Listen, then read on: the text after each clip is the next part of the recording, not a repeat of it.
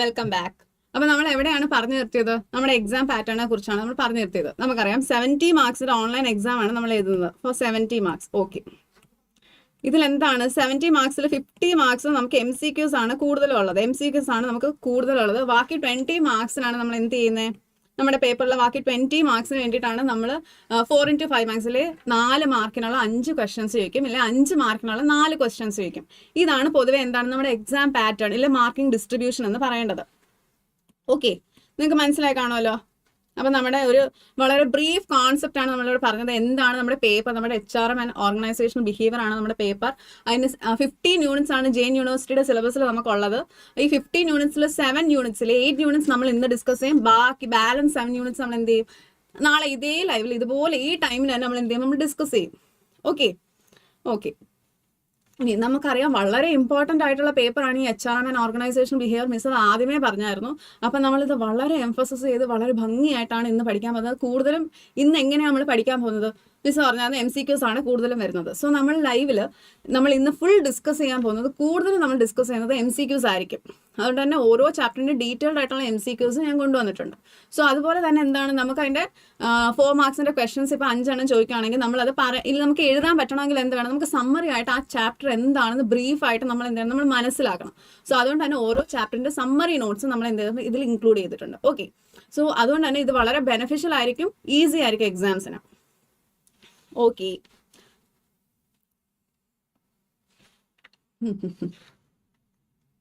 ഇനി ഇൻട്രൊഡക്ഷൻ തൊട്ട് തുടങ്ങും. യൂണിറ്റ് 1 നമുക്ക് ഇൻട്രൊഡക്ഷൻ ആണ് നമ്മുടെ unit 1. So what is management? നമുക്കറിയാം, ആദ്യമേ പറഞ്ഞു HRM പോലത്തെ ഒരു കോഴ്സ് എന്ന് പറയുന്നത് ഹ്യൂമൻ റിസോഴ്സ്, ഇല്ലെങ്കിൽ ആ പേപ്പറിൽ ഏറ്റവും കൂടുതൽ ആരാണുള്ളത്? ഹ്യൂമൻ റിസോഴ്സസ്, ഇല്ലെങ്കിൽ ഓർഗനൈസേഷന് വേണ്ടി വർക്ക് ചെയ്യുന്നവർ. അപ്പം എന്തായിരിക്കും മാനേജ്മെന്റ്? മാനേജ്മെന്റ് എന്ന് പറഞ്ഞാൽ തന്നെ എന്താണ്? Art of making people do work. അതായത് അവരെ കൊണ്ട് നമുക്ക് വർക്ക് ഫോഴ്സ് ഉണ്ട്, നമ്മുടെ ഓർഗനൈസേഷന് വർക്ക് ഫോഴ്സ് ഉണ്ട്, നമ്മൾ അവരെ കൊണ്ട് വർക്ക് ചെയ്യിക്കണം. അതിനെയാണല്ലോ നമ്മൾ മാനേജ്മെന്റ് എന്ന് പറയുന്നത്. സോ ഇവിടെ എന്താണ് നമ്മൾ മനസ്സിലാക്കേണ്ടത്? So management art of getting work done through others. അതെ, മാനേജ്മെന്റ് എന്താണ് ചെയ്യുന്നത്? ആരെങ്കിലും കൊണ്ട് എന്തെങ്കിലും ടാസ്ക് ആണോ ചെയ്യുന്നത്? അല്ല, റൈറ്റ് പീപ്പിളിനെ കൊണ്ടാണ് റൈറ്റ് ടാസ്ക് ചെയ്യിക്കുന്നത്. നമ്മുടെ മാനേജ്മെന്റിൽ ഒരുപാട് പേരുണ്ടെന്നും പറഞ്ഞ് നമ്മൾ എന്ത് ചെയ്യും? അവരെ കൊണ്ടൊന്നും എല്ലാവരെയും കൊണ്ട് നമ്മൾ എന്ത് ചെയ്യിക്കത്തില്ല? ടാസ്ക് ചെയ്യിക്കത്തില്ല. റൈറ്റ് ആയിട്ടുള്ള പീപ്പിളിനെ കൊണ്ട് റൈറ്റ് ടാസ്ക് ചെയ്യിക്കുക. അതാണ് എന്ത് ചെയ്യുന്നത്? മാനേജ്മെന്റ് ചെയ്യുന്നത്. ഓക്കെ, നിങ്ങൾക്ക് എന്തെങ്കിലും കൺഫ്യൂഷൻ എവിടെയെങ്കിലും ഏതെങ്കിലും ടോപ്പിക്കിലുണ്ടെങ്കിൽ എന്ത് ചെയ്യണം? നിങ്ങൾ ചോദിക്കണം. എന്നാൽ മാത്രമേ മിസ്സിന് അത് പറഞ്ഞു തരാൻ പറ്റൂ, വളരെ നന്നായിട്ട് പറഞ്ഞു തരാൻ പറ്റൂ. ഓക്കെ, നിങ്ങൾക്ക് അഥവാ കേൾക്കുന്നില്ല, കാണുന്നില്ല, അങ്ങനെ എന്തെങ്കിലും ടെക്നിക്കൽ ഇഷ്യൂ ഉണ്ടെങ്കിലും നിങ്ങളൊന്ന് പറയണം കേട്ടോ, കമന്റ് സെക്ഷനിൽ പറയണം. ഓക്കെ ഓക്കെ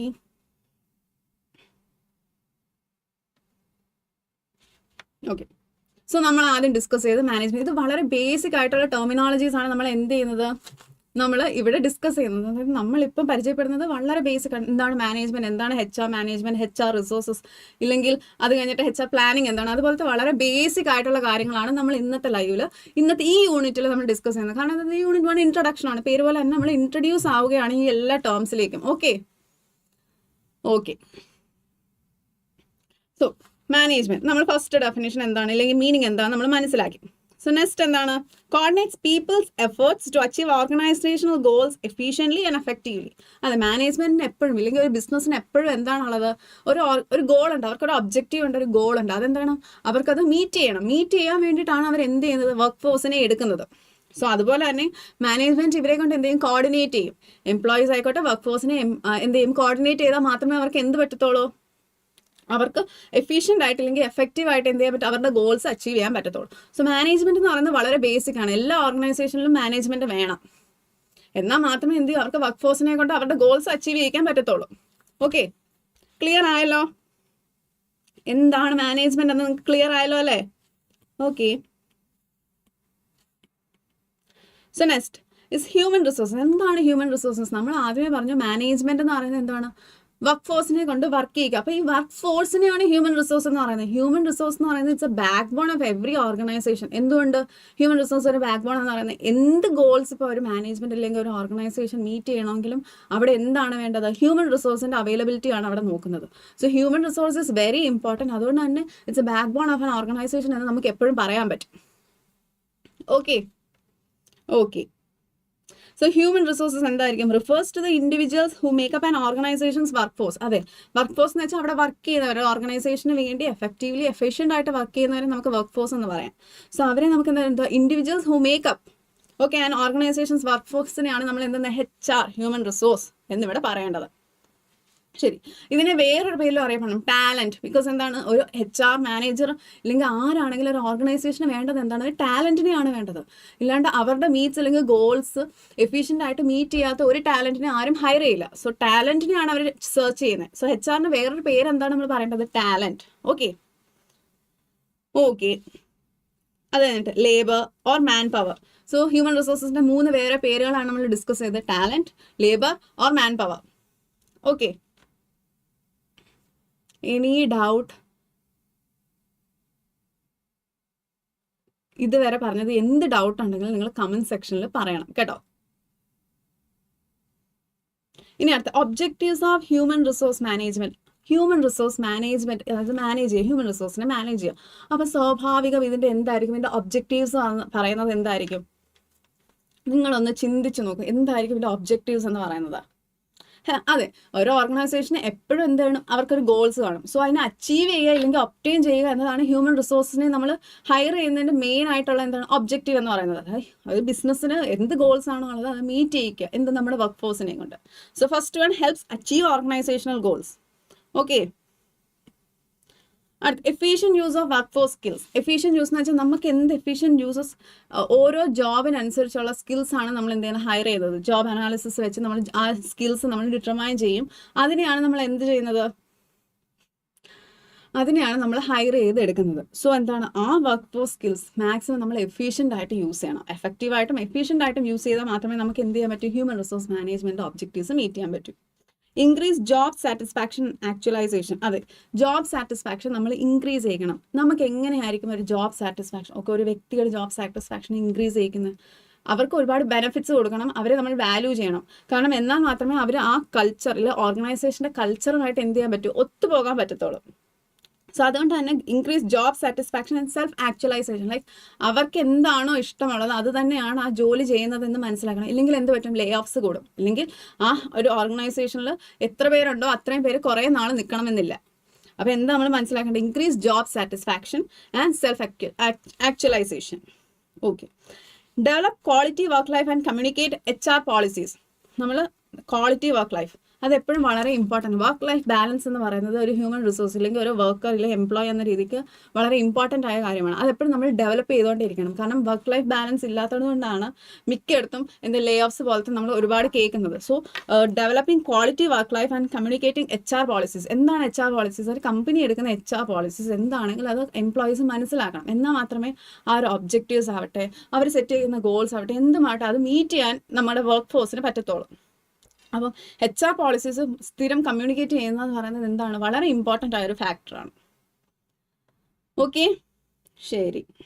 ഇനി അടുത്ത എവല്യൂഷൻ ഓഫ് HRM. എങ്ങനെയാണ് ഇന്നത്തെ ഇത്ര സിസ്റ്റമാറ്റിക് ആയ ഫോർമൽ ആയിട്ടുള്ള ഹ്യൂമൻ റിസോഴ്സ് മാനേജ്മെന്റിലേക്ക് എത്തിയത് എന്നാണ് നമ്മളിവിടെ ഡിസ്കസ് ചെയ്യുന്നത്. Evolution of HRM. അപ്പം പണ്ട് കാലത്തൊന്നും ചിന്തിച്ചു നോക്കിയാൽ, ഒരു വളരെ വളരെ വളരെ പണ്ടത്തെ ഒരു സമയത്ത് നമ്മൾ എന്തായിരുന്നു ചെയ്തിരുന്നത്, അന്ന് വളരെ ഫോർമൽ ആയിരുന്നില്ല. അതിന് പകരം സ്കിൽസ് നമ്മൾ ട്രാൻസ്ഫർ ചെയ്യുകയായിരുന്നു ചെയ്തിരുന്നത്. ആർട്ടിഷ്യൻസിന് സ്കിൽസ് ഉണ്ട്, അവരെന്ത് ചെയ്യും, ഏൻഷ്യൻ ടൈമിൽ അവരെന്ത് ചെയ്തിരുന്നു, അവിടെ വളരെ ഫോർമൽ ആയിട്ടുള്ള മാനേജ്മെന്റ് റിസോഴ്സസ് ഒന്നും അല്ലായിരുന്നു. ആ ടൈമിൽ നമ്മൾ ചെയ്തിരുന്നതെന്ന് വെച്ചാൽ, ആ ടൈമിൽ നമ്മൾ എന്തായിരുന്നു ചെയ്തിരുന്നത്,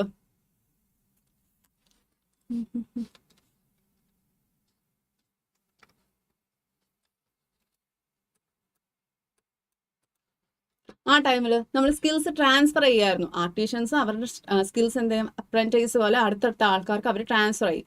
ഇങ്ങനെ ട്രാൻസ്ഫർ ചെയ്തുകൊണ്ടായിരുന്നു നോളേജസ് എപ്പോഴും ഷെയർ ആയിക്കൊണ്ടിരുന്ന അടുത്ത ജനറേഷനിലേക്ക് എത്തിക്കൊണ്ടിരുന്നത്. So first one is ancient uh medieval era. ആ ഒരു ടൈമിൽ എങ്ങനെയായിരുന്നു ആർട്ടിഷ്യൻസ് അല്ലെങ്കിൽ സ്കിൽസിനെ നമ്മൾ മാനേജ് ചെയ്തു. സ്കിൽസിനെ ആ ടൈമിൽ നമ്മൾ എന്ത് ചെയ്തു, സ്കിൽസിനെ നമ്മൾ ട്രാൻസ്ഫർ ചെയ്യുകയാണ് ചെയ്തത് ആ ഒരു ടൈമിൽ. ഓക്കെ, സ്കിൽസിനെ ട്രാൻസ്ഫർ ചെയ്യുന്നു from one person to another person to generation നമ്മൾ എന്ത് ചെയ്തു, നമ്മുടെ സ്കിൽസിനെ ട്രാൻസ്ഫർ ചെയ്തുകൊണ്ടേയിരുന്നു. അതാണ് ഏൻഷ്യന്റ് മിഡീവൽ എറ എന്നൊരു സമയത്ത് നടന്നത്. അതാണ് ഇതിൻ്റെ തുടക്കം. എവല്യൂഷൻ എങ്ങനെയായിരുന്നു, ഏൻഷ്യൻ സമയത്ത് എങ്ങനെയായിരുന്നു നമ്മൾ മനസ്സിലാക്കണം. അതിൽ നിന്ന് പിന്നീട് വരുന്നതാണ് ഇൻഡസ്ട്രിയൽ റവല്യൂഷൻ. നമുക്കറിയാം ഇൻഡസ്ട്രിയൽ റവല്യൂഷൻ 19th സെഞ്ചുറിയിലാണ് സംഭവിച്ചത്. ഈ ടൈമിൽ എന്ത് സംഭവിച്ചു, ഇൻഡസ്ട്രീസിൻ്റെ ഗ്രോത്ത് എന്ന് പറയുന്നത് റാപ്പിഡ് ഗ്രോത്ത് ആയിരുന്നു. സോ ഈ റാപ്പിഡ് ഗ്രോത്ത് നടന്ന സമയത്ത് വർക്കേഴ്സ് എന്ത് ചെയ്തു, വർക്കേഴ്സിലുള്ള ലേബേഴ്സ് ഒരുപാടുണ്ടായിരുന്നു. സോ ആ ടൈമിൽ ഇത്രയും ലേബേഴ്സിൽ ഇത്രയും വർക്കേഴ്സിനെ നമ്മൾ മാനേജ് ചെയ്യണമെങ്കിൽ നമുക്ക് എന്ത് വേണം? നമുക്കൊരു കുറച്ചെങ്കിലും ഒരു പോളിസി, ഹ്യൂമൻ റിസോഴ്സസിനെ എങ്ങനെ നമ്മൾ ഇത്രയും മെയിൻറ്റെയിൻ ചെയ്യണം. ഒരു കമ്പനിക്ക് ഇപ്പം 500-600 ലേബേഴ്സ് ഉണ്ടെന്ന് വെച്ചാൽ അവരെ നമ്മൾ മാനേജ് ചെയ്യണം, വളരെ ഭംഗിയായിട്ട് മാനേജ് ചെയ്യണം. അവിടെ നിന്നാണ് ഒരു തുടക്കം. ഒരു യൂണിഫോമിറ്റി ഇല്ലെങ്കിൽ ഒരു യൂണിഫോമായിട്ട് മെയിൻറ്റെയിൻ ചെയ്യാനുള്ള set of rules or policies നമ്മൾ കൊണ്ടുവരാൻ തുടങ്ങിയത് എപ്പോഴായിരുന്നു? അതെ, എവല്യൂഷൻ ഓഫ് HRM. അത് ഇൻഡസ്ട്രി റെവല്യൂഷൻ്റെ സമയത്ത്. കാരണം ഓൾറെഡി ഇൻഡസ്ട്രീസ് വളരുന്നു, ലേബേഴ്സും വളരുന്നു. സോ മാനേജ് ചെയ്യാൻ വേണ്ടിയിട്ട് ആ ഒരു ടൈമിലാണ് ഫോർമലായിട്ട് വളരെ തുടക്കകാലത്ത് ഇങ്ങനെ വന്നത്. ഓക്കെ, അത് കഴിഞ്ഞ് ട്രേഡ് യൂണിയൻ മൂവ്മെൻറ്റ് നോക്കുക. ഇപ്പോൾ നമുക്കറിയാം ഒരുപാട് ലേബേഴ്സ് വരുമ്പോൾ അവർക്ക് തന്നെ തോന്നും വേജസ് കറക്റ്റ് അല്ല, അവർക്ക് കിട്ടുന്ന ബെനിഫിറ്റ്സ് വളരെ കുറവാണ് എന്ന് മനസ്സിലാക്കുമ്പോൾ അവരെന്ത് ചെയ്യും? അവർ എന്തെങ്കിലുമൊക്കെ ഈ പറയുന്ന തൊട്ട് എന്തെങ്കിലും വോട്ടവോ ഒരു ട്രേഡ് യൂണിയൻ പോലെ എന്തെങ്കിലും അവർ തുടങ്ങും. കാരണം ഒരു ട്രേഡ് യൂണിയൻ അവർ തുടങ്ങും. കാരണം അവർക്ക് എല്ലാവർക്കും ആ ട്രേഡേഴ്സ് ഇല്ലെങ്കിൽ എന്താണ് അവരുടെ ലേബേഴ്സിന് എല്ലാവർക്കും കൂടെ മനസ്സിലായി അവർക്ക് ബെനിഫിറ്റ്സ് കിട്ടുന്നില്ല, വേജസ് അവർക്ക് കറക്റ്റ് അല്ല എന്ന് തോന്നുമ്പോൾ അവിടെ എന്താണ് ഒരു പ്രതിഷേധം തന്നെ സംഭവിക്കും. അങ്ങനെയാണ് ട്രേഡ് യൂണിയൻ മൂവ്മെന്റ്സ് തുടങ്ങിയത്. ഓക്കെ, അവിടെയാണ് നമ്മൾ കോൺസെപ്റ്റ് മനസ്സിലാക്കേണ്ടത്. ട്രേഡേഴ്സ് ഇല്ലെങ്കിൽ എന്താണ് ആ ട്രേഡ് യൂണിയൻ മൂവ്മെന്റ് വരാനുള്ള കാരണം തന്നെ എങ്ങനെയാണ്? ഇല്ല, വേജസ്, അവരുടെ വർക്കിംഗ് കണ്ടീഷൻസ്, അവർക്ക് കിട്ടുന്ന ബെനിഫിറ്റ്സ് വളരെ വളരെ കുറവാണെന്ന് അവർക്ക് തോന്നി തുടങ്ങി. അപ്പോൾ അവരെന്ത് ചെയ്യും? ഇങ്ങനത്തെ ട്രേഡ് യൂണിയൻ മൂവ്മെന്റ്സ് എന്ത് ചെയ്യും? അവർ ഓർഗനൈസ് ചെയ്യും. ഓക്കെ, അതാണ് തേർഡ് സ്റ്റേജ് എന്ന് പറയുന്നത്. പിന്നീട് scientific management is very easy.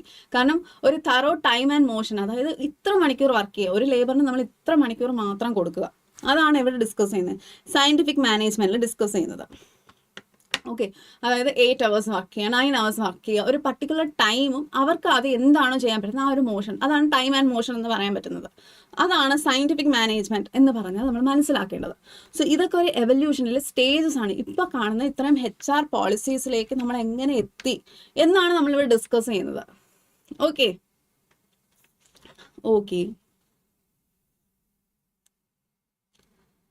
അൻവിന് മനസ്സിലാവുന്നില്ലേ? Hello Anvin എന്തെങ്കിലും ഡൗട്ട് ഉണ്ടെങ്കിൽ ഇപ്പൊ ചോദിക്കാം.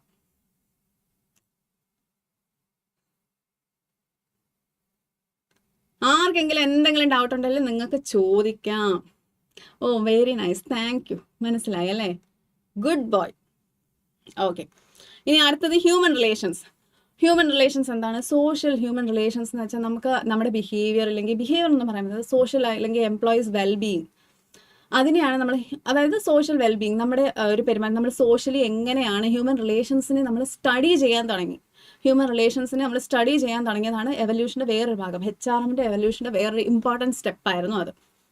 ഓക്കെ, ബിഹേവിയറൽ സയൻസ് എന്ന് വെച്ചാൽ നമ്മൾ മനസ്സിലാക്കണം, ഒരു ഹ്യൂമൻ നേച്ചർ, ഒരു ഓർഗനൈസേഷനിൽ അവർ എങ്ങനെയാണ് വർക്ക് ചെയ്യുന്നത്, ആ ഒരു ബിഹേവിയർ വളരെ എഫിഷ്യൻ്റ് ആയിട്ട് ആ ഒരു ഓർഗനൈസേഷന് സെറ്റ് ഓഫ് റൂൾസ് ഉണ്ട്, പോളിസീസ് ഉണ്ട്, ഇതുമായിട്ട് ഒത്തുപോകാൻ പറ്റുന്നുണ്ടോ എന്നാണ് നമ്മൾ മനസ്സിലാക്കേണ്ടത്. അത് ഈ ഹ്യൂമൻ നേച്ചർ, അതിനെയാണ് നമ്മൾ ബിഹേവിയറൽ സയൻസ്, അതായത് ബിഹേവിയറിനെ നമ്മൾ പഠിക്കുന്നു. Okay, then systems and contingencies ആണ് വരുന്നത്. Focus on the interaction of organisational ഫാക്ടേഴ്സിനെ എങ്ങനെയാണ് ഇവരിലേക്ക് ഇൻഫ്ലുവൻസ് വരുന്നത് എന്നാണ് നമ്മൾ ഇവിടെ ഡിസ്കസ് ചെയ്യുന്നത്. ഇതെല്ലാം കഴിഞ്ഞിട്ടാണ് HRM എറ, അതായത് 1980 തൊട്ട് എന്ത് സംഭവിച്ചു ഇതെല്ലാം പഠിച്ചു. നമ്മൾ ബിഹേവിയറിനെ കുറിച്ച് പഠിച്ചു, സോഷ്യൽ ലൈഫിനെ കുറിച്ച് പഠിച്ചു, ഇങ്ങനത്തെ എല്ലാ പാറ്റേൺസും പഠിച്ചപ്പം നമുക്ക് മനസ്സിലായി ഈ സെറ്റ് ഓഫ് റൂൾസിലെ HRM എന്താണ്, ഹ്യൂമൻ റിസോഴ്സ് മാനേജ്മെന്റ് എറ. അതായത് 1980 തൊട്ട് നമ്മൾ എന്ത് ചെയ്തു, സെറ്റ് ഓഫ് റൂൾസും ഇങ്ങനെയാണ് ഒരു ടാലന്റിനെ ഹയർ ചെയ്യേണ്ടത്, ഫോർമലായിട്ട് വളരെ ഫോർമലൈസേഷൻ HRMലേക്ക് വന്നത് എപ്പോഴാണ്? 1980-ലാണ്. ഓക്കെ, അപ്പോൾ നമ്മൾ അത്രയും വളരെ ഭംഗിയായിട്ട് ഡിസ്കസ് ചെയ്തത് എന്താണ്, എവല്യൂഷനാണ് നമ്മളിവിടെ ഡിസ്കസ് ചെയ്തത്. സോ അടുത്തത് HR മാനേജേഴ്സ് റോൾ. ഓക്കെ, ഒരു HR മാനേജർ എപ്പോഴും ഓർഗനൈസേഷൻ എന്താണ്, ഒരു അസറ്റ് ആണ്. ഓക്കെ, അപ്പോൾ എന്താണ് മിസ്, ക്ലാസ് എപ്പോൾ കഴിയും? അൻവിൻ, ഞാൻ ക്ലാസ് തുടങ്ങിയതേ ഉള്ളൂ Anwin. Oh my god. Okay, HR managers role എന്താണ്? എല്ലാ ഓർഗനൈസേഷനിലും ഒരു HR മാനേജർ കാണും. ഓക്കെ, അപ്പോൾ ഈ HR മാനേജർ എന്തായിരിക്കും? ടാലന്റിനെ ഹയർ ചെയ്യും. എന്താണെന്ന് വെച്ചാൽ ഒരു ഓർഗനൈസേഷൻ അവർക്കിപ്പോൾ ഒരു സെയിൽസ് ടാർഗറ്റ് കാണും, അല്ലെങ്കിൽ സെയിൽസിന് വേണ്ടി ആളെ വേണമായിരിക്കും. അപ്പോൾ അവരെന്താണ് ചെയ്യുന്നത്? അവരവിടെ ഹയർ ചെയ്യണം, ആ ടാലൻസിനെ ഹയർ ചെയ്യണം. ആ ഒരു ജോബിന് വളരെ റെലവൻ്റ് ആയിട്ടുള്ള CVs അല്ലെങ്കിൽ റെസ്യൂംസ് നമ്മൾ അയച്ചു കൊടുക്കുമ്പോൾ അതിൽ നിന്ന് സോർട്ട് ചെയ്തിട്ട് അവരെന്ത് ചെയ്യും? സെലക്ട് ചെയ്യും അല്ലേ? അപ്പം ഫസ്റ്റ് വൺ എന്താണ്? സ്ട്രാറ്റജിക് പാർട്ട്ണർ എന്ന് വെച്ചാൽ ലോങ് ടേം പാർട്ട്ണർ ആയിരിക്കും ഒരു HR മാനേജർ എന്ന് പറയുന്നത്. കാരണം ഒരു ബിസിനസ് എന്താണെന്ന് മനസ്സിലാക്കിയ ഒരാളായിരിക്കും എപ്പോഴും ഒരു HR മാനേജറായിട്ട് പോസ്റ്റിലിരിക്കുന്നത്. കാരണം ആ ഒരു റോള് വളരെ ഭംഗിയായിട്ട് കൈകാര്യം ചെയ്യാൻ ആർക്ക് പറ്റണം? ഈ HR മാനേജറിന് പറ്റണം. ഈ ഓർഗനൈസേഷൻ്റെ പോളിസീസും വർക്ക് ഫോഴ്സിലേക്ക് എത്തിക്കാൻ ആരാണ് ഇന്റർമീഡിയറി ആയിട്ട് എപ്പോഴും വർക്ക് ചെയ്യുന്നത്? ഒരു HR ആണ്. അതെപ്പോഴും ഓർത്ത് വെക്കണം. ഓക്കെ, സോ ഒരു സ്ട്രാറ്റജിക് പാർട്ട്ണർ, ടാലന്റ് മാനേജർ. എന്താണ് ഈ ടാലന്റ് മാനേജർ? നമ്മളറിയാം ഹ്യൂമൻ റിസോഴ്സിനെ എന്തായിട്ട് നമ്മൾ പറയുന്നത്? ടാലന്റ് ആയിട്ടാണ് പറയുന്നത്. സോ ഈ ടാലന്റിനെ ഹയർ ചെയ്യുന്ന ആളാരാണ്? Human resource managers, talent manager എന്ന് നമ്മൾ പറയും. ഓക്കെ, അടുത്ത എംപ്ലോയി റിലേഷൻസ് മാനേജർ. അടുത്ത ആരാണ്? Employee relations manager. കാരണം ഞാൻ നേരത്തെ പറഞ്ഞല്ലോ, ഓർഗനൈസേഷൻ്റെ ഗോൾസുമായിട്ട് വർക്ക് ഫോഴ്സിലേക്ക് എത്തിക്കാനുള്ള ഇന്റർമീഡിയറി ആരാണ്? HR ആണ്. സോ അതുകൊണ്ട് തന്നെ ഇറ്റ്സ് എംപ്ലോയി റിലേഷൻസ് മാനേജർ എന്ന് നമുക്ക് പറയാം. Okay, overseas performance management, learning and development and compliance with labour laws. ഒരു HR മാനേജറിന്റെ ഡ്യൂട്ടി ആണെന്ത്? ഈ വർക്ക് ഫോഴ്സ് ഈ പോളിസീസുമായിട്ട് കറക്റ്റായിട്ടാണോ പോകുന്നത്? ഇല്ലെങ്കിൽ HR പോളിസീസ് കറക്റ്റായിട്ട് കമ്മ്യൂണിക്കേറ്റ് ചെയ്യാൻ പറ്റണം. ആർക്ക്? ഓർഗനൈസേഷൻ്റെ എല്ലാ പോളിസീസും HR മാനേജറിന് കമ്മ്യൂണിക്കേറ്റ് ചെയ്യാൻ പറ്റണം വർക്ക് ഫോഴ്സിലേക്ക്. സോ പെർഫോമൻസ്, എന്നിട്ട് അവരുടെ പെർഫോമൻസ് മാനേജ് ചെയ്യുന്നത് ആര് തന്നെ ആയിരിക്കും? ഈ HR മാനേജർ തന്നെ ആയിരിക്കും. Okay, learning and development, compliance with labour laws. എല്ലാ രാജ്യത്തിനും അതിൻ്റെതായ ലേബർ ലോസ് ഉണ്ട്. അതുമായിട്ട് ഒത്തുപോകുന്നു എന്നും ആര് നോക്കണം? ഈ HR മാനേജറാണ് നോക്കേണ്ടത്. സോ ഇത് എല്ലാ ഡ്യൂട്ടീസും ആരുടെയാണ്? HR-ൻ്റെതാണ്. ഓക്കെ, സോ അടുത്തയാണ് HRM ഫങ്ഷൻസ്, ഹ്യൂമൻ റിസോഴ്സ് മാനേജ്മെൻറ്റിൻ്റെ ഫംഗ്ഷൻ. ഓക്കെ, എന്താണ് ഹ്യൂമൻ റിസോഴ്സ് മാനേജ്മെൻറ്റിൻ്റെ ഫംഗ്ഷൻ? നമുക്കറിയാം നമ്മൾ ഹ്യൂമൻ റിസോഴ്സ് എന്ന് പറഞ്ഞാൽ എന്താ? അവരാണ് ഇത് ഹയർ ചെയ്യുന്നത്. അപ്പം ഒരു ഓർഗനൈസേഷൻ പറയുകയാണ് ഇങ്ങനൊരു ജോബ് റോളിലേക്ക് ആളെ വേണമെന്ന് പറയുമ്പോൾ ഇവരെന്ത് ചെയ്യും? റിക്രൂട്ട് ചെയ്യണം. സോ റിക്രൂട്ട്മെന്റ് ചെയ്യണം. അടുത്ത ട്രെയിനിങ് ആൻഡ് ഡെവലപ്മെന്റ്. എന്തിനാണ് ഈ ട്രെയിനിങ് ആൻഡ് ഡെവലപ്മെന്റ്? ട്രെയിനിങ് എന്ന് പറയുന്നത് എന്താണ്? ഒരു ന്യൂ എംപ്ലോയിക്ക് ട്രെയിനിങ് കൊടുക്കും. So it's A short term course. ഇല്ല, ഷോർട്ട് ടേം ബെനിഫിറ്റിന് നമുക്ക് ട്രെയിനിങ് എന്ന് പറയാം. കാരണം ഒരു ചെറിയ കാലയളവിലേക്കാണ് നമ്മൾ ട്രെയിനിങ് കൊടുക്കുന്നത്. പക്ഷേ ഡെവലപ്മെന്റ് എന്ന് പറയുന്നത് it's a long term asset. So ഇത് മാറിപ്പോയത് training and development. So training എന്താണ്? Improving employee skills. ഈ വർക്ക് ഫോഴ്സിന്റെ സ്കിൽസിനെ ഇംപ്രൂവ് ചെയ്യാൻ വേണ്ടിയിട്ടാണ് നമ്മൾ ട്രെയിനിങ് ആൻഡ് ഡെവലപ്മെന്റ് കൊടുക്കുന്നത്. Okay, compensation and benefits like it will be salary or any reward. അത് എന്ത് ബെനിഫിറ്റ്സ് ആയിക്കോട്ടെ. ഇപ്പം കോമ്പൻസേഷൻ മാത്രമല്ല, മോണിറ്ററി ആൻഡ് നോൺ മോണിറ്ററി ബെനിഫിറ്റ്സിനെ നമുക്ക് എന്തെന്ന് പറയാം? കോമ്പൻസേഷൻ എന്ന് പറയാം. സോ ഇത് മറന്നു പോകരുത്. കോമ്പൻസേഷൻ എന്ന് പറയുന്നത് it's not only monetary benefits but also non monetary benefits. മനസ്സിലായോ സ്റ്റുഡൻസ്? നിങ്ങൾക്ക് മനസ്സിലാവുന്നുണ്ടോ?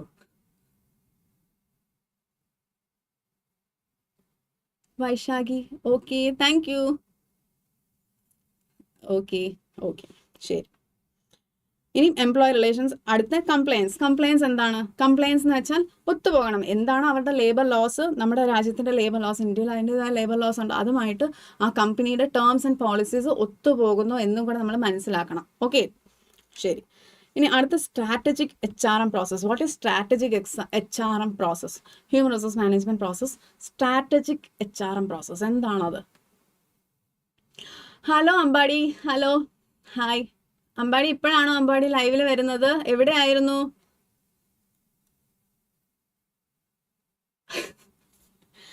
ഓക്കെ, സ്ട്രാറ്റജിക് HRM മാനേജ്മെന്റ് അത് നിങ്ങൾ മനസ്സിലാക്കണം. നമ്മൾ എന്താണ് മനസ്സിലാക്കേണ്ടത്? HRM അതായത് സ്ട്രാറ്റജിക് എന്ന് വെച്ചാൽ എന്താണ്? ലോങ് ടേം പ്ലാൻസ്, അല്ലെങ്കിൽ ആ ഒരു പ്രോസസ്സ് എന്താണ്? HRM പ്രോസസ്സ് എന്നാണ് നമ്മൾ ഡിസ്കസ് ചെയ്യുന്നത്. അതായത് ലോങ് ടേം പ്രോസസ്സ് ആണ് എന്ത്? ഒരു HRM പ്രോസസ്സ്. അതിലേക്ക് ഈ ഒരു കമ്പനിക്ക് വരുന്ന എല്ലാ പ്ലാൻസും ആരും മനസ്സിലാക്കണം? ഒരു HR മാനേജർ എന്ന രീതിക്ക് അയാൾ മനസ്സിലാക്കണം. So what is the process? Strategic HRM process എന്താണ്? സ്കാനിങ് ദ എൻവയോൺമെന്റ് ഒരു HR മാനേജേഴ്സ് ഡ്യൂട്ടി ആണെങ്കിൽ ആ പ്രോസസ്സാണ് എന്ത്? Scanning the environment. അത് ഇന്റേണൽ ആവാം, എക്സ്റ്റേണൽ ആവാം, എല്ലാ ഇൻഫ്ലുവൻസസും മനസ്സിലാക്കണം. വർക്ക് ഫോഴ്സ്, അതായത് എന്താണ് ഇന്റേണലി വർക്ക് ഫോഴ്സ്, എന്താണ് കോമ്പറ്റീഷൻ കൂടുതലാണോ, ഇല്ലെങ്കിൽ നമുക്ക് അകത്തുള്ള ഓർഗനൈസേഷൻ അകത്തുള്ള വർക്ക് ഫോഴ്സ് വളരെ എഫിഷ്യൻ്റ് ആണോ എന്ന് നമ്മൾ എന്ത് ചെയ്യണം എന്ന് നമ്മൾ മനസ്സിലാക്കണം. ഇതിലും കോമ്പീറ്റൻ്റ് ആയിട്ടുള്ള വർക്ക് ഫോഴ്സ് ഇല്ലെങ്കിൽ എന്താണ് ടാലൻസിനെ നമുക്ക് ഹയർ ചെയ്യാൻ പറ്റും. എല്ലാ കാര്യങ്ങളും ഈ ഒരു HRM പ്രോസസ്സിൽ നമ്മൾ സ്ട്രാറ്റജിക് HRM പ്രോസസ്സ് എന്ന് പറയുന്നത് നമ്മളത് മനസ്സിലാക്കണം. Identifying competitive advantage. എന്താണ് ഐഡന്റിഫൈങ് കോമ്പറ്റേറ്റീവ് അഡ്വാൻറ്റേജ്? നമ്മുടെ അതായത് നമുക്ക് എന്താണ് നമ്മുടെ ലേബർ നമുക്കൊരു അഡ്വാൻറ്റേജ് ആണോ, നമ്മുടെ ടാലൻസ് നമുക്ക് അഡ്വാൻറ്റേജ് ആണെങ്കിൽ അതിന് മാക്സിമം യൂസ് ചെയ്യണം. അതാണ് നമുക്ക് മനസ്സിലാക്കണം. ഐഡന്റിഫൈങ് കോമ്പറ്റേറ്റീവ് അഡ്വാൻറ്റേജ്, നമ്മുടെ ഏറ്റവും നല്ല അഡ്വാൻറ്റേജിനെ നമ്മൾ എന്ത് ചെയ്യണം, ഐഡന്റിഫൈ ചെയ്യണം. അത് നമുക്ക് കോമ്പറ്റേറ്റീവ് ആയിരിക്കണം. ഓക്കെ,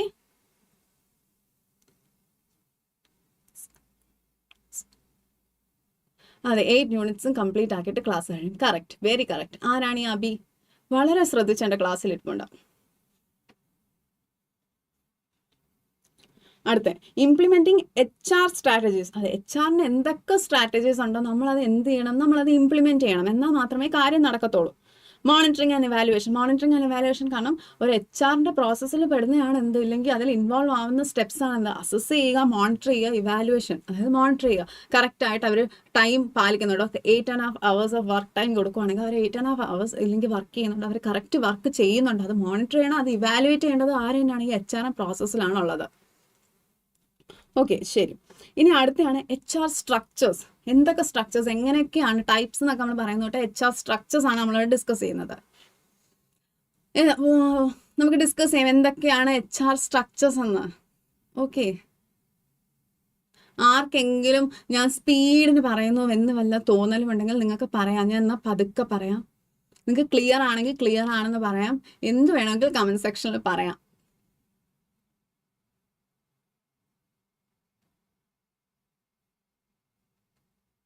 സ്പീഡാണോ? അപ്പൊ സ്പീഡ് പതുക്കെ പറഞ്ഞാൽ മതിയോ?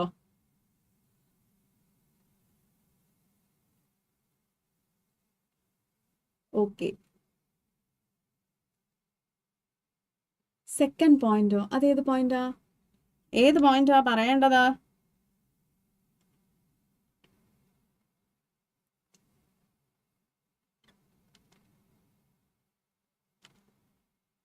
ഓക്കെ, ഇനി നമ്മൾ ഡിസ്കസ് ചെയ്യുന്ന HR സ്ട്രക്ചേഴ്സ് ആണ്. അടുത്ത HR സ്ട്രക്ചേഴ്സ്, അതായത് ടൈപ്സ് ഓഫ് HR, ഹ്യൂമൻ റിസോഴ്സിന്റെ ടൈപ്സ് എന്തൊക്കെയാണെന്നാണ് നമ്മൾ. ഓക്കെ, നിങ്ങൾ എവിടെയും പോകണം. ഞാൻ പതുക്കെ നമ്മൾ ഇന്ന് ക്ലാസ് എടുക്കും. പതുക്കെ തീർത്ത് നമുക്ക് 8 യൂണിറ്റ്സ് ഇന്ന് തീർക്കണം. നിങ്ങൾക്ക് എക്സാം ആണ്, അതാണ് നിങ്ങൾ ആദ്യം മനസ്സിലാക്കേണ്ടത്. നമുക്ക് എക്സാം ആണ്. 20 കഴിയുമ്പോൾ തൊട്ട് നമുക്ക് സെം 1-ന്റെ എക്സാം തുടങ്ങും.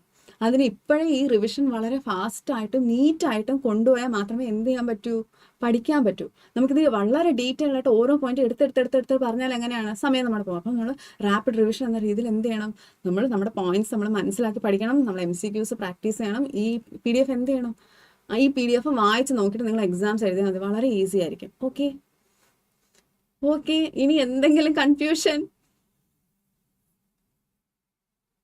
ഓക്കെ, ഇനി സെൻട്രലൈസ്ഡ് സ്ട്രക്ചർ. ആദ്യത്തെ centralised structure is very easy. അതെന്താണ് സെൻട്രലൈസ്ഡ് സ്ട്രക്ചർ എന്ന് പറഞ്ഞാൽ കൺസിസ്റ്റന്റ് പോളിസീസ്. ഇപ്പം ഒരു ബ്രാൻഡ്, ഇപ്പം ഈ പറഞ്ഞ പോലെ തന്നെ ഇപ്പോൾ കൊക്കക്കോളയ്ക്ക് ഒരു ബ്രാൻഡ് ഉണ്ടെങ്കിൽ അവരെന്താണ് ചെയ്യുന്നത്, എല്ലാവരും കൺസിസ്റ്റന്റ് ആയിട്ട് സെയിം പോളിസീസ് തന്നെ ഇംപ്ലിമെന്റ് ചെയ്യാൻ നോക്കും. ഓക്കെ, സെയിം പോളിസീസ് തന്നെ അവരെല്ലാവരും ഇംപ്ലിമെന്റ് ചെയ്യാൻ നോക്കും. ഒരേ policies, centralised policies. Decentralised policies എന്ന് പറയുമ്പോൾ മനസ്സിലാക്കണം, അതായത് ഓരോ യൂണിറ്റ്സും HR പ്രാക്ടീസസ് അവർക്കനുസരിച്ച് അവർ മാറ്റും. ഇപ്പം നമ്മുടെ ലോക്കൽ ഏരിയാസ് എന്ന് പറയുമ്പം ഈ പറയുന്ന പെപ്സിക്കോ അവർക്ക് എല്ലായിടും എന്തുണ്ട്, യൂണിറ്റ്സ് ഉണ്ട്. സോ അവരുടെ റിക്വയർമെൻറ്റ്സ്, ലോക്കൽ നീഡ്സിൻ്റെ റിക്വയർമെൻറ്റ്സ് അനുസരിച്ച് അവരവരുടെ മാർക്കറ്റിംഗ് ആവട്ടെ, HR പോളിസീസ് ആവട്ടെ മാറ്റിക്കൊണ്ടേയിരിക്കും. So that is decentralised. ഇനി സെൻട്രലൈസ്ഡും ഡീസെൻട്രലൈസ്ഡും എന്താണ്, ഇത് രണ്ടും വരുന്ന ഒരു കാറ്റഗറിയാണ് ഹൈബ്രിഡ്. അത് മറന്നു പോകരുത്, അത് വളരെ ഇമ്പോർട്ടൻ്റ് ആണ്. ഹൈബ്രിഡ്. ഓക്കെ, ഹൈബ്രിഡ് എന്താണെന്ന് ഡിസ്കസ് ചെയ്യാം. പക്ഷേ ഹൈബ്രിഡ് എന്ന വാക്ക് എന്ത് ചെയ്യണം, നിങ്ങൾ മറക്കാതെ ഓർത്ത് വെച്ചിരിക്കണം. എന്താണ് ഹൈബ്രിഡ്? ഇവിടെ സൈഡിൽ എഴുതിയിട്ടേക്കാം.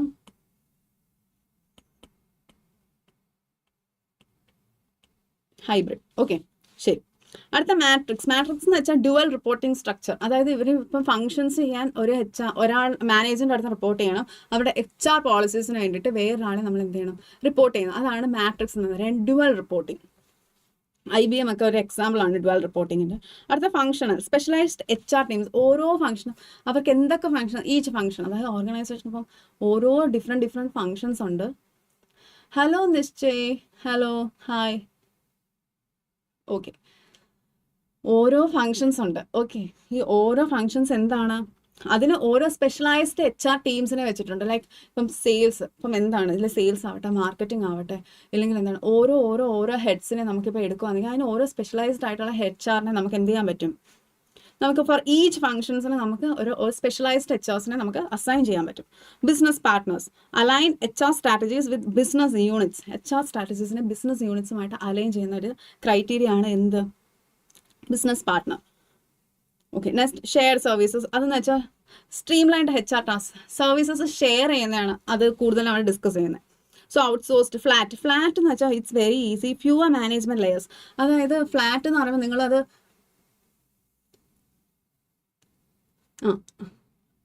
ഫ്ലാറ്റ് എന്ന് പറയുമ്പോൾ നിങ്ങൾ മനസ്സിലാക്കണം, ഫ്യൂവർ മാനേജ്മെന്റ് ലെയേഴ്സ്, ഒരുപാട് മാനേജ്മെന്റ് ഇല്ല കൺട്രോൾ ചെയ്യാൻ. ഓക്കെ, വളരെ ഫ്യൂ മാനേജ്മെന്റ് ആണ്. എൻഹാൻസിങ് എജിലിറ്റി, ലൈക്ക് വളരെ റിലാക്സ്ഡ് ആണ് അവിടുത്തെ വർക്കേഴ്സ്. കാരണം എന്താ, അവരെ ഒരുപാട് നിർബന്ധിച്ച് ജോലി ചെയ്യിക്കാനുള്ള വർക്ക് ഫോഴ്സസ് ഇല്ലെ ഹ്യൂമൻ റിസോഴ്സസിന്റെ ആവശ്യം അവിടെ വരുന്നില്ല. അവരുടെ മാനേജ്മെന്റ് വളരെ ഫ്യൂ മാനേജ്മെന്റ് ലെയേഴ്സേ ഉള്ളൂ. അതിന്റെ ഏറ്റവും നല്ല എക്സാമ്പിൾ ആണ് സ്പോട്ടിഫൈ. ഓക്കെ,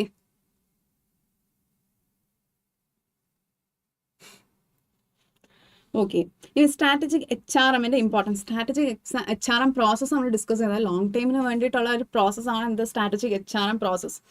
അപ്പോൾ അതിൻ്റെ ഫങ്ഷൻസ് അല്ലെങ്കിൽ ഇമ്പോർട്ടൻസ് എന്താണ്? അതിൻ്റെ ഇമ്പോർട്ടൻസ് എന്ന് വെച്ചാൽ ലോങ് ടൈമിലേക്ക് നമ്മൾ കുറേ പ്ലാൻസ് HRM വെക്കുമ്പോൾ തന്നെ മനസ്സിലാക്കണം അത് എന്തിനു വേണ്ടിയാണ്.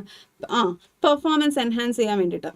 മാനേജ്മെൻറ്റിൻ്റെ ഏറ്റവും നല്ല എക്സാമ്പിൾസിൽ ഒന്നാണ് ആപ്പിൾ എന്ന് പറയുന്നത്. കാരണം ആപ്പിൾ എന്ന് പറയുന്നത് ആപ്പിൾ എങ്ങനെയാണ്, ആപ്പിളിൻ്റെ കഥ ആർക്കെങ്കിലും അറിയോ? കമന്റ് സെക്ഷനിൽ ഇല്ല, വെറുതെ ഇരിക്കുവാന്നോ എല്ലാവരും?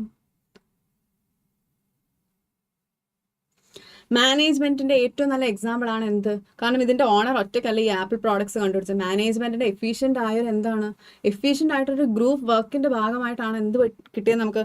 ആപ്പിളിന്റെ പ്രോഡക്ട്സ് എല്ലാം വന്നിരിക്കുന്നത്. Okay, it's the initiative of the management.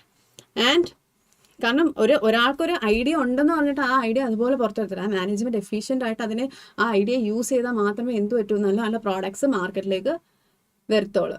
Okay, okay, next is improves talent retention. എന്താണ് ടാലന്റ് റീടെൻഷൻ? അതായത് നമുക്ക് വളരെ നല്ല ടാലൻസ് ആണ് ഉള്ളതെങ്കിൽ നമ്മൾ എന്ത് ചെയ്യണം? നമുക്ക് വളരെ നല്ല ടാലൻസ് ആണ് നമുക്കുള്ളത്. സോ നമ്മൾ ആ സമയത്ത് എന്താണ് വേണ്ടത്? നമ്മൾ ആ സമയത്ത് വേണ്ടതെന്ന് പറഞ്ഞാൽ നമ്മൾ അതിനെ റീടെൻഷൻ, അതായത് നമ്മൾ നിലനിർത്തണം. എന്നാൽ മാത്രമല്ല അത് വളരെ ഭംഗിയായിട്ട് പോകത്തുള്ളൂ. ഇപ്പം ഞാൻ ഒരുപാട് വളരെ നല്ല ടോപ്പ് ടാലൻസിനെ ഹയർ ചെയ്തു, പക്ഷേ അവരത് റീറ്റെയിൻ ചെയ്യുന്നില്ല. ആ എംപ്ലോയീസ് ആരും തന്നെ ഇല്ലെങ്കിൽ അവിടെ നിൽക്കുന്നില്ല, ഇല്ലെങ്കിൽ സസ്റ്റെയിൻ ചെയ്യുന്നില്ലെങ്കിൽ നമുക്ക് എന്ത് സംഭവിക്കും? അവിടെ റീടെൻഷൻ ഇല്ല, അതായത് കൊഴിഞ്ഞു പോയിക്കൊണ്ടേയിരിക്കും. സോ ഇംപ്രൂവ്സ് ടാലന്റ് റീടെൻഷൻ എന്താണ്? സ്ട്രാറ്റജിക് HRMന്റെ ഒരു ഭാഗമായിട്ട് നമുക്ക് പറയാം. Competitive advantage, adaptability to market changes, legal compliance, supports organisational change. ഇതൊക്കെ എന്തിൻ്റെ ഭാഗമാണ്? ഇതൊക്കെ സ്ട്രാറ്റജിക് HRM പ്രോസസ്സിൻ്റെ ഭാഗമാണ്. ഓക്കെ,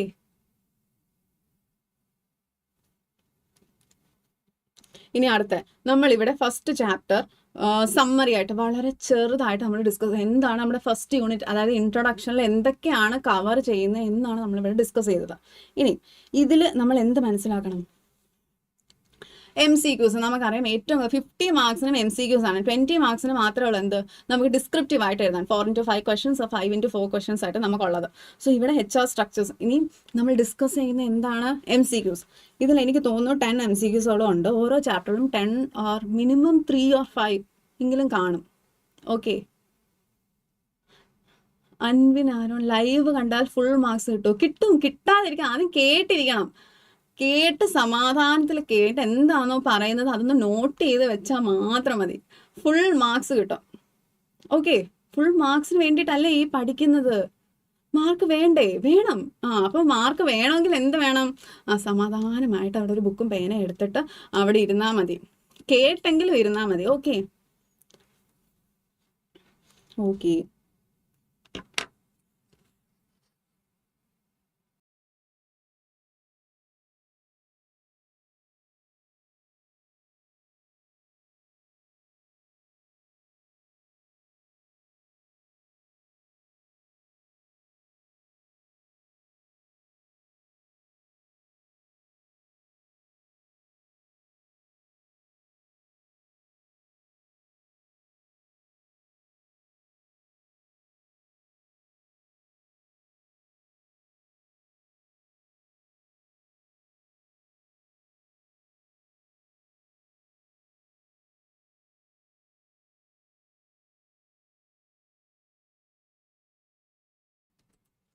ഓക്കെ, ഇനി നമുക്ക് MCQs ഡിസ്കസ് ചെയ്യാം. HR structures. Okay, first MCQ, HR structures can be centralised, decentralised or.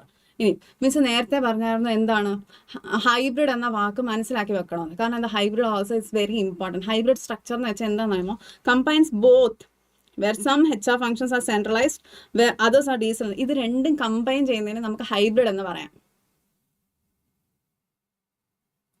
Okay, ഇതിന് എന്താണ് പറയുന്നത്, ഹൈബ്രിഡ് എന്ന് പറയാം. ഹൈബ്രിഡ് എന്ന് വെച്ചാൽ സെൻട്രലൈസ്ഡും ഡീസെൻട്രലൈസ്ഡും ഒരുപോലെ കമ്പൈൻ ചെയ്യുന്നതിനാണ് നമ്മൾ ഹൈബ്രിഡ് എന്ന് പറയുന്നത്. സോ HR സ്ട്രക്ചേഴ്സിനെ സെൻട്രലൈസ്ഡ്, ഡീസെൻട്രലൈസ്ഡ്, എക്സ്റ്റേണലൈസ്ഡ് ആണോ? അല്ല. ഓപ്പറേഷണലൈസ്ഡ് ആണോ? അതും അല്ല. കാരണം ഇതെന്താ, നമ്മൾ ഇതൊന്നും ഡിസ്കസ് ചെയ്തിട്ടില്ല. മാത്രമല്ല എക്സ്റ്റേണലൈസ്ഡ്, ഓപ്പറേഷണലൈസ്ഡ് ഇതൊക്കെ വളരെ ഡിഫറെൻ്റ് ആണ്. ഫിനാൻഷ്യലൈസ്ഡ്, ഇവിടെ ഏതാണ് വളരെ ഇമ്പോർട്ടൻ്റ് ആയിട്ടുള്ള, ഇത് ഏതാണ് ഇതിൻ്റെ റെലവൻ്റ് ആയിട്ടുള്ള ആൻസർ? ഹൈബ്രിഡ്. കാരണം എന്താ, ഇത് രണ്ടിൻ്റെയും കോമ്പിനേഷനാണ്. എന്തിൻ്റെയൊക്കെ combination? Combination of decentralised and centralised. ഇവരുടെ രണ്ടുപേരുടെയും കോമ്പിനേഷനാണ് ഹൈബ്രിഡ് എന്ന് പറയുന്നത്. Okay, second MCQ, what are the functions of HRM? Functions of HRM നമുക്ക് മനസ്സിലാക്കണം. HRMന്റെ ഫങ്ഷൻസ് എന്ന് പറയുന്നത് ഫിനാൻഷ്യൽ ഇൻവെസ്റ്റ്മെന്റ്സ് മാനേജ് ചെയ്യുന്നതാണോ? അല്ല, ഫിനാൻഷ്യൽ ഇൻവെസ്റ്റ്മെന്റ്സ് അല്ല HRM മാനേജ് ചെയ്യുന്നത്. Customer relations, supply chain operations, employee performance. അതെ, എംപ്ലോയി പെർഫോമൻസിനെ ഇവാലുവേറ്റ് ചെയ്യുക, അസസ് ചെയ്യുക, ഇതൊക്കെയാണ് എവിടെ വരുന്നത്? എംപ്ലോയി പെർഫോമൻസിൽ വരുന്നത്. So managing employee performance. Next, which of the following is a key component of the strategic HRM process? Strategic HRM process എന്ന് വെച്ചാൽ എന്താ, ലോങ് ടേം HRM പ്രോസസ് ആണ്. സോ ഇവിടെ എന്താണ് ഏറ്റവും ഇമ്പോർട്ടൻ്റ് ആയിട്ട് വരുന്നത്? ഇവിടെ എൻവയോൺമെന്റൽ അനാലിസിസ്. നമ്മൾ ഡിസ്കസ് ചെയ്ത എൻവയോൺമെന്റൽ അനാലിസിസ് എന്ന് വെച്ചാൽ എക്സ്റ്റേണൽ ആൻഡ് ഇന്റേണൽ ഫാക്ടേഴ്സിനെ അനലൈസ് ചെയ്യുന്നതാണ് എൻവയോൺമെന്റൽ അനാലിസിസ്. ഓക്കെ, സോ അടുത്ത strategic HRM focuses. Strategic HRM focuses on aligning HR practices with. Okay, aligning HR practice, അതായത് HRന്റെ പ്രാക്ടീസസ് ഇല്ലെങ്കിൽ HRന്റെ പോളിസീസ് എന്തുമായിട്ട് ഒത്തുപോകണം എന്നാണ് ഇവിടെ ചോദിച്ചിരിക്കുന്നത്. പ്രോഡക്റ്റുമായിട്ടാണ് ഒത്തുപോകേണ്ടത്. No, overall business or management, അതായത് ഒരു ഓർഗനൈസേഷന്റെ മാനേജ്മെന്റ് എടുക്കുന്ന പോളിസീസുമായിട്ടാണ് എന്ത് ഒത്തുപോകേണ്ടത്? സ്ട്രാറ്റജിക് HRM ഇല്ലെങ്കിൽ HRM എടുക്കുന്ന പോളിസീസ് ഒത്തുപോകേണ്ടത്.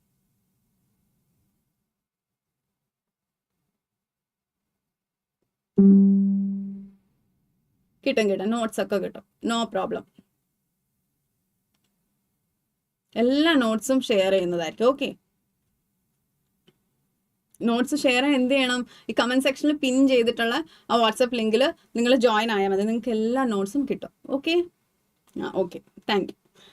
ഓക്കെ, ഇനി അടുത്ത, what is the role of HR, human resource manager? Human resource മാനേജറിന്റെ എന്തായിരിക്കും റോൾ? Overseeing marketing department? അല്ല. Financial transaction? അല്ല. ഇൻഫ്രാസ്ട്രക്ചർ? IT ഇൻഫ്രാസ്ട്രക്ചർ അല്ല, IT ഇൻഫ്രാസ്ട്രക്ചർ. ഇതൊക്കെ നോക്കുന്നതാണ് ഒരു HRMന്റെ ഫങ്ഷൻസ്. അല്ല. എന്താണ്? Developing human resources. Next, the evolution of HRMന്റെ എവല്യൂഷൻ. ട്രഡീഷണലി ഇവരെന്തായിരുന്നു? ട്രഡീഷണലി വളരെ അഡ്മിനിസ്ട്രേറ്റീവ് ടാസ്ക് ആയിരുന്നു. പക്ഷേ ഇപ്പോൾ സ്ട്രാറ്റജിക് മാനേജ്മെന്റ് ആണ്. അത് നമുക്ക് വളരെ നന്നായിട്ട് അറിയാം. ഇപ്പം സ്ട്രാറ്റജിക് മാനേജ്മെന്റ് ആണ്. ഹലോ അമനാർ പ്രകാശ്. ഓക്കെ, ഇപ്പം സ്ട്രാറ്റജിക് മാനേജ്മെന്റ് ആണ്. സ്ട്രാറ്റജിക് മാനേജ്മെന്റിൽ എന്താണ് സംഭവിക്കുന്നത്? ഇപ്പം ലോങ് ടേം ആയിട്ടുള്ള പോളിസീസ് ആണ് എന്ത് ചെയ്യുന്നത്? ഇവിടെ അഡോപ്റ്റ് ചെയ്യുന്നത്. സോ അഡ്മിനിസ്ട്രേറ്റീവ് ടാസ്കിൽ നിന്ന് സ്ട്രാറ്റജിക് മാനേജ്മെന്റിലേക്ക് നമ്മൾ ഇവോൾവ് ആയിട്ടുണ്ട്. ഓക്കെ, അഡ്മിനിസ്ട്രേറ്റീവ് ടാസ്ക് എന്താണെന്ന് നിങ്ങൾക്ക് ഡൗട്ട് ഉണ്ടെങ്കിൽ നിങ്ങൾ മനസ്സിലാക്കണം. പേറോൾ, ഹയറിംഗ് ആൻഡ് കംപ്ലയിൻസ്, ഇത് മാത്രമായിരുന്നു ട്രഡീഷണലി HRM ഫോക്കസ് ചെയ്തുകൊണ്ടിരുന്നത്. പക്ഷേ ഇപ്പം ലോങ് ടേം പോളിസീസ്, ഒരു സ്ട്രാറ്റജിക് മാനേജ്മെന്റ് കംപ്ലീറ്റ് ആയിട്ട് എന്ത് ചെയ്തു? റീസെന്റ് ഇയേഴ്സിൽ ഒരു ഷിഫ്റ്റ് തന്നെ നമുക്ക് കാണാൻ പറ്റിയിട്ടുണ്ട് HRMൽ. ഓക്കെ, അടുത്ത, talent acquisition and retention are important in strategic management too. എന്തിനാണ് നമ്മളിത് റീടെൻഷൻ, അതായത് നമ്മുടെ ടാലൻസിനെ നമ്മൾ റീറ്റെയിൻ ചെയ്യുക എന്നത് വളരെ ഇമ്പോർട്ടൻ്റ് ആവുന്ന എപ്പോഴാണ്? സ്ട്രാറ്റജിക് HRMൽ. ഒരു കോമ്പറ്റേറ്റീവ് അഡ്വാൻറ്റേജ് ഗെയിൻ ചെയ്യാൻ വേണ്ടിയിട്ട്, to gain a competitive advantage. Okay, next is, what is the primary goal of employee engagement in strategic HRM? What is the primary goal of employee engagement in strategic HRM? എന്താണ് strategic HRMൽ primary goal? Employees engage ചെയ്യുന്ന അതിൻ്റെ primary goal എന്താണെന്ന് നമ്മൾ ചോദിച്ചിരിക്കുന്നത്. വളരെ easy അല്ലേ? To eliminate poor performance, അതാണോ HRM ഇല്ലെങ്കിൽ പ്രൈമറി ഗോൾ എന്ന് പറയുന്നത്? അല്ല. Positive work environment, to increase employee turnover, to reduce employee productivity. Employee engagement എന്ന് വെച്ചാൽ എംപ്ലോയി എൻഗേജ്മെന്റ് അവരുടെ കമ്മിറ്റ്മെന്റ്, എംപ്ലോയീസ് എത്രത്തോളം എൻഗേജ്ഡ് ആണ് ആ ഓർഗനൈസേഷനിൽ എന്നാണ് നമ്മൾ മനസ്സിലാക്കേണ്ടത്. സോ ഇവിടെ എന്താണ്? Level of commitment, enthusiasm, emotional connection, ഇതെല്ലാം നമ്മൾ മനസ്സിലാക്കണം. സോ ഇതിനെ നമ്മൾ എന്ത് ചെയ്യണം, നമ്മളത് പോസിറ്റീവ് വർക്ക് എൻവയോൺമെന്റ് പ്രൊവൈഡ് ചെയ്യുകയാണെങ്കിൽ ഇത് നമുക്ക് ഇൻക്രീസ് ചെയ്യാൻ പറ്റും. സോ അതാണ് അവിടുത്തെ answer. What is the growing importance of strategic HRM? Growing importance of strategic HRM driven by the need for outsourcing HR operations, the increasing importance of technology in HR practices, the recognition of human resources as available asset. എന്താണ് ഇതിൻ്റെ ഏറ്റവും വലിയ growth എന്ന് പറയുന്നത്, ഇല്ലെങ്കിൽ growing importance HRMൻ്റെ strategic HRMൻ്റെ importance ആണ് discuss ചെയ്യുന്നത്. എന്താണ് need for outsourcing HR operation? അല്ല. അതിന് വേണ്ടിയിട്ടാണോ ഇപ്പോൾ നമ്മൾ ഡിസ്കസ് ചെയ്തായിരുന്നു? അല്ല. എന്താണ് എംപ്ലോയി എൻഗേജ്മെന്റ്? കാരണം ഹ്യൂമൻ റിസോഴ്സസ് ഒരു അവൈലബിൾ അസറ്റിനെ മാക്സിമം യൂസ് ചെയ്യാൻ വേണ്ടിയിട്ടാണ് നമ്മുടെ ഏറ്റവും വലിയ ഇമ്പോർട്ടൻസ് നമ്മൾ കൊടുക്കുന്നത് സ്ട്രാറ്റജിക് HRMൽ. ഓക്കെ, സോ നമ്മൾ എന്ത് ചെയ്തു, യൂണിറ്റ് 1 നമ്മൾ കംപ്ലീറ്റ് ചെയ്തു. ഇനി നമുക്ക് എന്ത് ചെയ്യണം, നമുക്ക് ഇനിയും ബാലൻസ് 7 യൂണിറ്റ്സ് നമുക്ക് കംപ്ലീറ്റ് ചെയ്യണം. സോ നമ്മൾ വളരെ ഭംഗിയായിട്ട് നമുക്ക് തീർക്കാം. Definition of human resource planning, second chapter എന്താണ്, യൂണിറ്റ് എന്താണ്, ഹ്യൂമൻ റിസോഴ്സ് പ്ലാനിങ് ആണ്. ഇവിടെ നമ്മൾ എന്താണ് ഡിസ്കസ് ചെയ്യുന്നത്, ഹ്യൂമൻ റിസോഴ്സ് പ്ലാനിങ് എങ്ങനെ പ്ലാൻ ചെയ്യണം എന്നതാണ് നമ്മൾ ഇവിടെ ഡിസ്കസ് ചെയ്യുന്നത്. Okay, definition. Vetter defines HRP as a process where management determines how to move from current workforce position to the desired workforce position. ഇത് എങ്ങനെ മനസ്സിലാക്കണം എന്ന് നമുക്കിപ്പോൾ കറണ്ട് വർക്ക്ഫോഴ്സ് പൊസിഷൻ, നമ്മുടെ ഓപ്പറേഷൻസ് ടീമിനെ നമുക്കിപ്പോൾ എക്സ്പാൻഡ് ചെയ്യണം എന്നാണ് നമ്മുടെ ആഗ്രഹം. സോ എന്താണ്, അപ്പം നമ്മുടെ ഓപ്പറേഷൻസ് എക്സ്പാൻഡ് ചെയ്യണമെങ്കിൽ വർക്ക് ഫോഴ്സ് ഇപ്പം 50 ഉണ്ടായിരുന്നുള്ളൂ നമ്മുടെ ഓർഗനൈസേഷനിലെങ്കിൽ നമ്മൾ എന്ത് ചെയ്യണം, അതിനൊരു 100 150 ആക്കണമെങ്കിൽ നമ്മൾ എന്ത് ചെയ്യണം, എക്സ്പാൻഡ് ചെയ്യണം.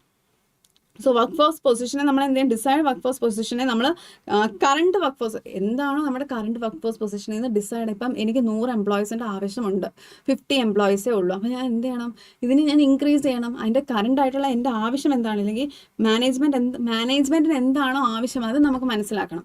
അതിനെയാണ് HRPയിലെ ഹ്യൂമൻ റിസോഴ്സ് പ്ലാനിങ് എന്ന് നമ്മൾ മനസ്സിലാക്കണം. Ensuring both the organisation and individuals gain maximum benefit. ഇതാണ് ഡെഫിനേഷൻ. വെറ്റർ എന്ന് പറയുന്ന വ്യക്തിയാണ് ഈ ഡെഫിനേഷൻ തന്നെ. അടുത്ത ഗോർഡൻ മാക്ബെത്ത്. ഇവിടെ എന്താണ്, planning for manpower requirements and planning for manpower supplies. ഇവിടെ planning for manpower requirement and planning for manpower supplies, എത്ര മാൻ പവർ ആണ് വേണ്ടത്, എങ്ങനെ നമ്മൾ ഹയർ ചെയ്യണം, നമ്മൾ ഇന്റേണലി പ്രൊമോഷൻസ് കൊടുത്താൽ മതി അല്ലെങ്കിൽ എക്സ്റ്റേണലി നമ്മൾ റിക്രൂട്ട് ചെയ്യണോ, ഇതാണ് അവിടെ നമ്മൾ ഡിസ്കസ് ചെയ്യുന്നത്. ഇനി ഹ്യൂമൻ റിസോഴ്സ് പ്ലാനിങ്ങിൻ്റെ ഫേസസ് ആണ്. ഇനി ഹ്യൂമൻ റിസോഴ്സ് പ്ലാനിംഗ് എന്ന് വെച്ചാൽ നമ്മളിപ്പോൾ റിക്രൂട്ട് ചെയ്യണമെങ്കിൽ നമുക്ക് ഡേറ്റാസ് വേണം. സോ ഇത് വളരെ ശ്രദ്ധിച്ച് കേട്ടാൽ നമുക്ക് സിമ്പിളായിട്ട് ഇത് ക്രാക്ക് ചെയ്യാൻ പറ്റും. Data gathering and analysis, establishing objectives and policies, designing and implementing plans, control and evaluation. ഇതൊക്കെയാണ് എന്ത്, ഇതൊക്കെയാണ് HRPയുടെ ഫേസസ് എന്ന്, ഹ്യൂമൻ റിസോഴ്സ് പ്ലാനിങ്ങിൻ്റെ ഫേസസ് എന്ന് പറയുന്നത്. സോ ഹ്യൂമൻ റിസോഴ്സ് പ്ലാനിങ്ങിൻ്റെ ഫേസസ് എന്ന് വെച്ചാൽ കളക്ടിങ് ഡേറ്റ നമുക്ക് ആവശ്യമില്ല, എന്താണ് ചെയ്യാൻ പോകുന്നത്, ഇല്ലെങ്കിൽ എന്താണ് നമ്മുടെ ഹയറിംഗ് പൊസിഷൻ, ഇല്ലെങ്കിൽ നമ്മൾ എന്താണ് ഇപ്പം നമ്മുടെ കറണ്ട് സ്റ്റാറ്റസ് എന്താണെന്ന് മനസ്സിലാക്കാൻ വേണ്ടിയിട്ടാണ് നമ്മൾ ഡേറ്റ ഗ്യാദർ ചെയ്യുന്നത്, അത് അനലൈസ് ചെയ്യുന്നത്. എസ്റ്റാബ്ലിഷിംഗ് ഒബ്ജക്റ്റീവ് ആൻഡ് പോളിസീസ്, അത് കഴിഞ്ഞിട്ട് എന്ത് ചെയ്യണം, നമ്മൾ ഒബ്ജക്റ്റീവ്സ് എസ്റ്റാബ്ലിഷ് ചെയ്യണം. ഹ്യൂമൻ റിസോഴ്സ് പ്ലാനിങ്ങിലും ഒബ്ജക്റ്റീവ്സും പോളിസീസും ഒക്കെ ഉണ്ട്. അതൊക്കെ സെറ്റ് ചെയ്താൽ മാത്രമേ നമുക്ക് എത്രത്തോളം ഹ്യൂമൻ റിസോഴ്സിൻ്റെ ആവശ്യമുണ്ടെന്ന് നമുക്ക് മനസ്സിലാവും. Designing and implementing plans, control and evaluation, ഇതെല്ലാം ഹ്യൂമൻ റിസോഴ്സ് പ്ലാനിങ്ങിൻ്റെ എന്താണ്, ഫേസസ് ആണ്.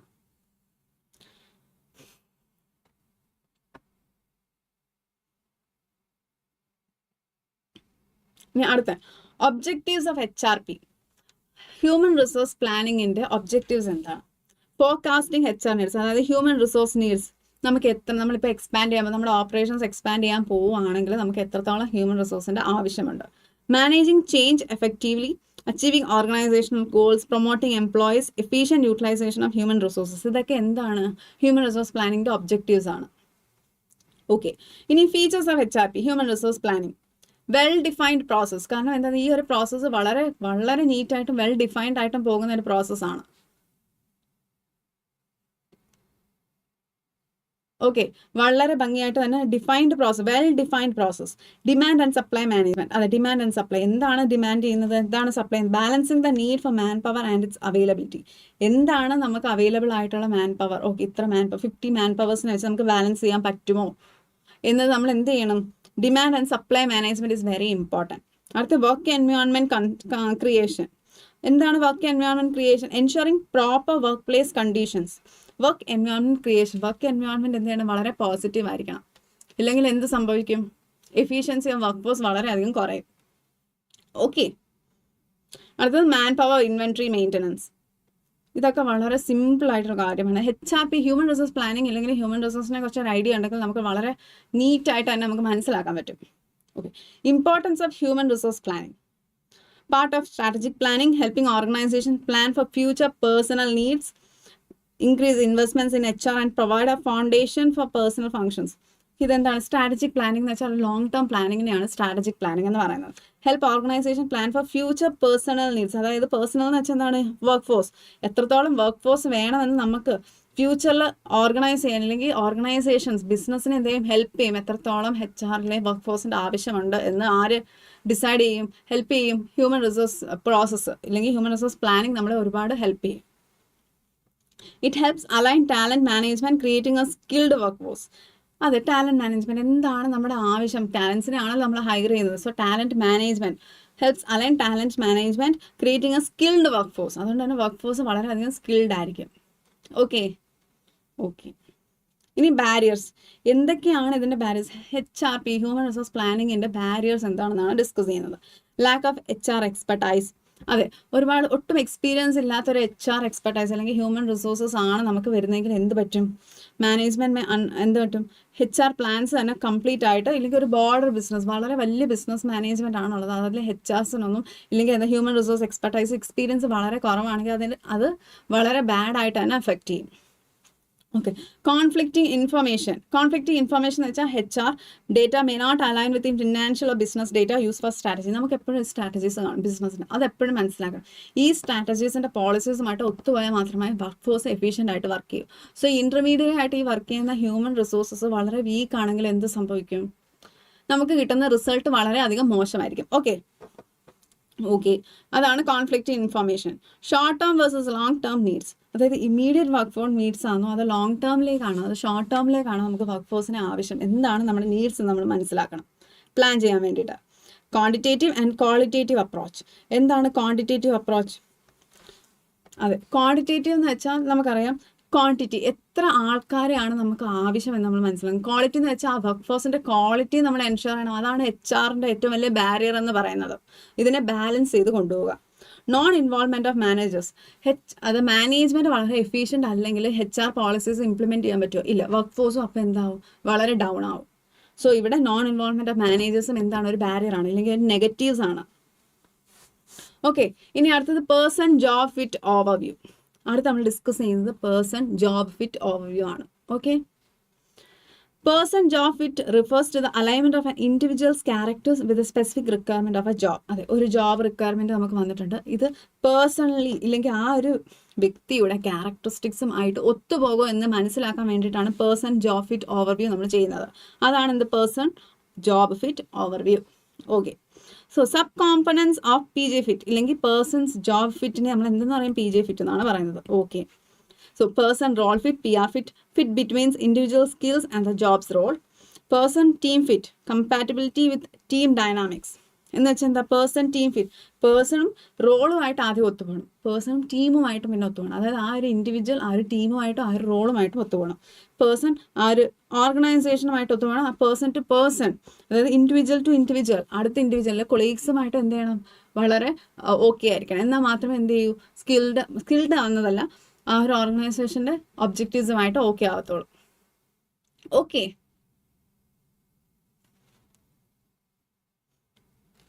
Importance of person job fit. ഇതിൻ്റെ ഇമ്പോർട്ടൻസ് എന്താണ്?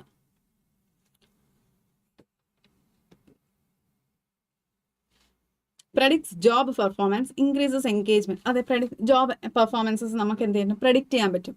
കാരണം എത്രത്തോളം പെർഫോം ചെയ്യാൻ പറ്റും ഈ ഒരു ഇൻഡിവിജ്വലിനെ കൊണ്ട് എന്ന് നമുക്ക് എന്ത് പ്രെഡിക്റ്റ് ചെയ്യാൻ പറ്റും. Increases engagement, lower attrition. Like employees in well-suited roles are less likely to leave due to performance issues or job dissatisfaction. അതായത് എന്ത്? എംപ്ലോയീസ് വളരെ സ്യൂട്ടഡ് ആണ് ഈ ജോബ് റോളുമായിട്ട് കാണാം. അതുകൊണ്ടാണ് നമ്മൾ പേഴ്സൺ ജോബ് ഫിറ്റ് ഓവർവ്യൂ ചെയ്യുന്നത് തന്നെ. അതുകൊണ്ട് എന്ത് പറ്റും? അതുകൊണ്ട് വളരെ വെൽ സ്യൂട്ടഡ് ആയതുകൊണ്ട് തന്നെ ഇവർ പെർഫോമൻസ് ഇഷ്യൂസ് കാരണം, ജോബ് ഡിസ്സാറ്റിസ്ഫാക്ഷൻ കാരണം ലീവ് ചെയ്യാനുള്ള ചാൻസ് എന്താണ്? വളരെ ലെസ് ലൈക്ലി ആണ് ഇവിടെ. അതാണ് ഇവിടെ നമ്മൾ ഡിസ്കസ് ചെയ്തത്. reduces turnover cost. കാരണം the proper fit minimizes turnover related cost by reducing the frequency of recruitment and training. അതായത് കറക്റ്റ് ആയിട്ടാണ് നമ്മൾ റിക്രൂട്ട് ചെയ്ത് എടുത്തതെങ്കിൽ പേഴ്സൺ ഫിറ്റ് ആയിട്ട് പേഴ്സൺ ഫിറ്റ് ട്രെയിനിങ് അല്ലെങ്കിൽ പേഴ്സൺ ഫിറ്റ് ഓവർവ്യൂ ആണ് നമ്മൾ ചെയ്തതെങ്കിൽ ജോബാണ് ചെയ്തതെങ്കിൽ എന്ത് പറ്റും? കറക്റ്റ് ജോബിന് കറക്റ്റ് ആളെയാണ് നമ്മൾ സെലക്ട് ചെയ്തത്. അതുകൊണ്ട് തന്നെ മാനേജ്മെൻറ്റിന് എന്താണ് കോസ്റ്റ് റെഡ്യൂസ് ചെയ്യാൻ പറ്റും. എഫക്റ്റീവായിട്ട് ഇതേ ഒരു മാൻ പവർ അല്ലെങ്കിൽ റിസോഴ്സസ് വെച്ച് മുന്നോട്ട് കൊണ്ടുപോകാൻ പറ്റും organisation. Okay, process of attaining person job fit എങ്ങനെയാണ്?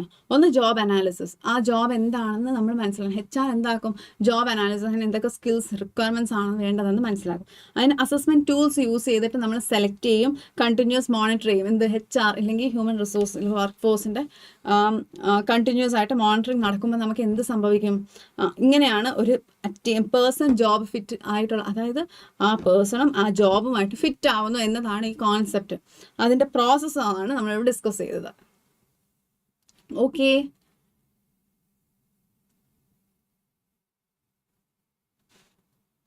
ഇനി നമുക്ക് MCQs ഡിസ്കസ് ചെയ്യാം. Why is environmental scanning important in the HR planning process? Environmental scanning എന്ന് വെച്ചാൽ ഇൻറ്റേർണലും എക്സ്റ്റേണലും എന്തൊക്കെ ഫാക്ടേഴ്സ് ഇൻഫ്ലുവൻസ് ചെയ്യുന്നു അതെല്ലാം നമ്മൾ മനസ്സിലാക്കുന്നതാണ്. സോ അതുകൊണ്ട് തന്നെ HR നീഡ്സ് പ്ലാനിങ് പ്രോസസ്സിൽ എന്താ identifies external factors that impact HR needs. HR നീഡ്സിനെ എന്തൊക്കെ ഇമ്പാക്ട് ചെയ്യുന്നു, അത് എക്സ്റ്റേണൽ ആവട്ടെ ഇൻറ്റേർണൽ ആവട്ടെ, അതിന് വേണ്ടിയിട്ടാണ് നമ്മൾ എന്ത് ചെയ്യുന്നത്? എൻവയോൺമെൻറ്റൽ സ്കാനിങ് ചെയ്യുന്നത്. അടുത്ത, which of the following is not a stage in HR planning? HR പ്ലാനിങ്ങിൽ ഇല്ലാത്ത stage. Okay, assessing HR supply. അതെ, നമ്മൾ സപ്ലൈ എത്രത്തോളം സപ്ലൈ വേണമെന്ന് നമ്മൾ അസസ് ചെയ്യണം.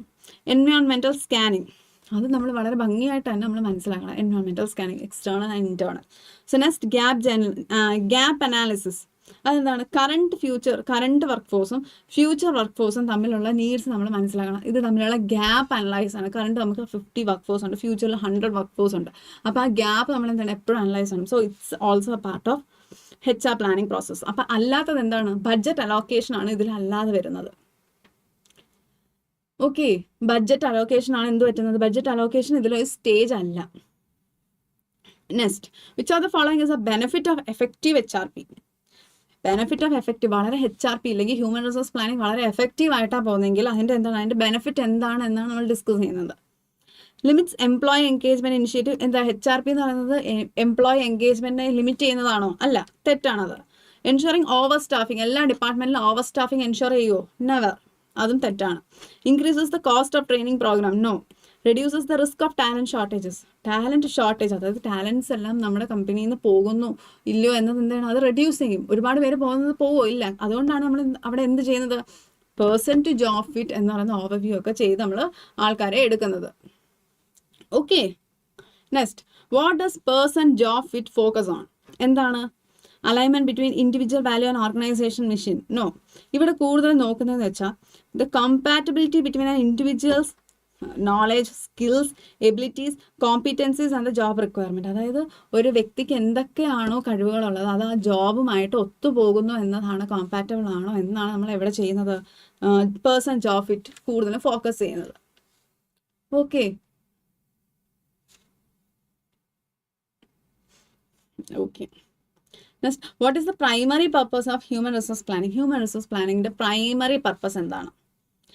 To develop succession plans for all the employees? അല്ല. succession plans കൊണ്ടാണോ HR ഇരിക്കുന്നത്? അല്ല. To ensure legal compliance and employment practices. ഇവിടെ ഏറ്റവും പ്രൈമറി ഇമ്പോർട്ടൻസ് ഏതിനാണെന്നാണ് ചോദിക്കുന്നത്. To reduce the cost of employee training, to forecast and organisations future work force needs. എപ്പോഴും importance കൊടുക്കേണ്ടത് ഫോർകാസ്റ്റ് ചെയ്യുന്നതിനാണ്. എത്രത്തോളം നമുക്ക് ആവശ്യം വരും ഫ്യൂച്ചറിൽ വർക്ക് ഫോഴ്സ്, അത് എപ്പോഴും എന്തിനാ അനലൈസ് ചെയ്യുന്നതാണ് പ്രൈമറി ഇമ്പോർട്ടൻസ് ആയിട്ട് കൊടുക്കേണ്ടത്. ഓക്കെ,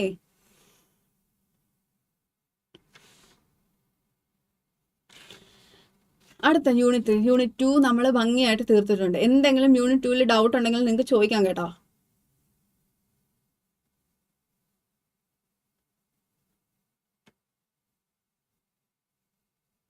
ഓക്കെ, അപ്പം എല്ലാം യൂണിറ്റ് 1ഉം യൂണിറ്റ് 2ഉം മനസ്സിലായെന്ന് ഞാൻ വിശ്വസിക്കുന്നു. എന്താണ്, പറയൂ.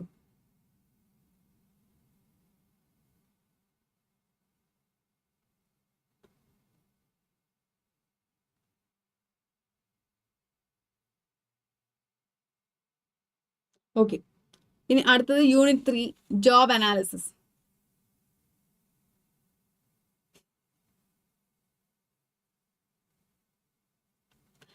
താങ്ക് യു, ഡൗട്ട് ഇല്ല അല്ലേ, വെരി നൈസ്.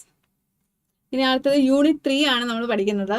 യൂണിറ്റ് 3 എന്ന ജോബ് അനാലിസിസ്. ആദ്യം HR മനസ്സിലാക്കണം, ഓർഗനൈസേഷൻ ഇപ്പോൾ ഒരു ജോബ് ഇറക്കുക, അതിൻ്റെ ജോബ് അനാലിസിസ് എന്താ സ്കിൽസ് വേണം, അതിനെ അനലൈസ് ചെയ്യണം. ആ ജോബിനെ അനലൈസ് ചെയ്യുക എന്നതാണ് നമ്മളിവിടെ പഠിക്കുന്നത്. ഒരു ഓർഗനൈസേഷൻ ഒരു ജോബ് റിക്വയർമെൻറ്റ് ഇടുവാണെങ്കിൽ അതിനെ അനലൈസ് ചെയ്ത് അതിൻ്റെ സ്കിൽസ് എന്തൊക്കെയാണ് വേണ്ടത്, അതിൻ്റെ റിക്വയർമെൻറ്റ്സ് എന്തൊക്കെയാണെന്ന് മനസ്സിലാക്കുന്നതാണ് ജോബ് അനാലിസിസ് എന്ന പാഠത്തിൽ നമ്മൾ ഇപ്പം ഡിസ്കസ് ചെയ്യാൻ പോകുന്നത്.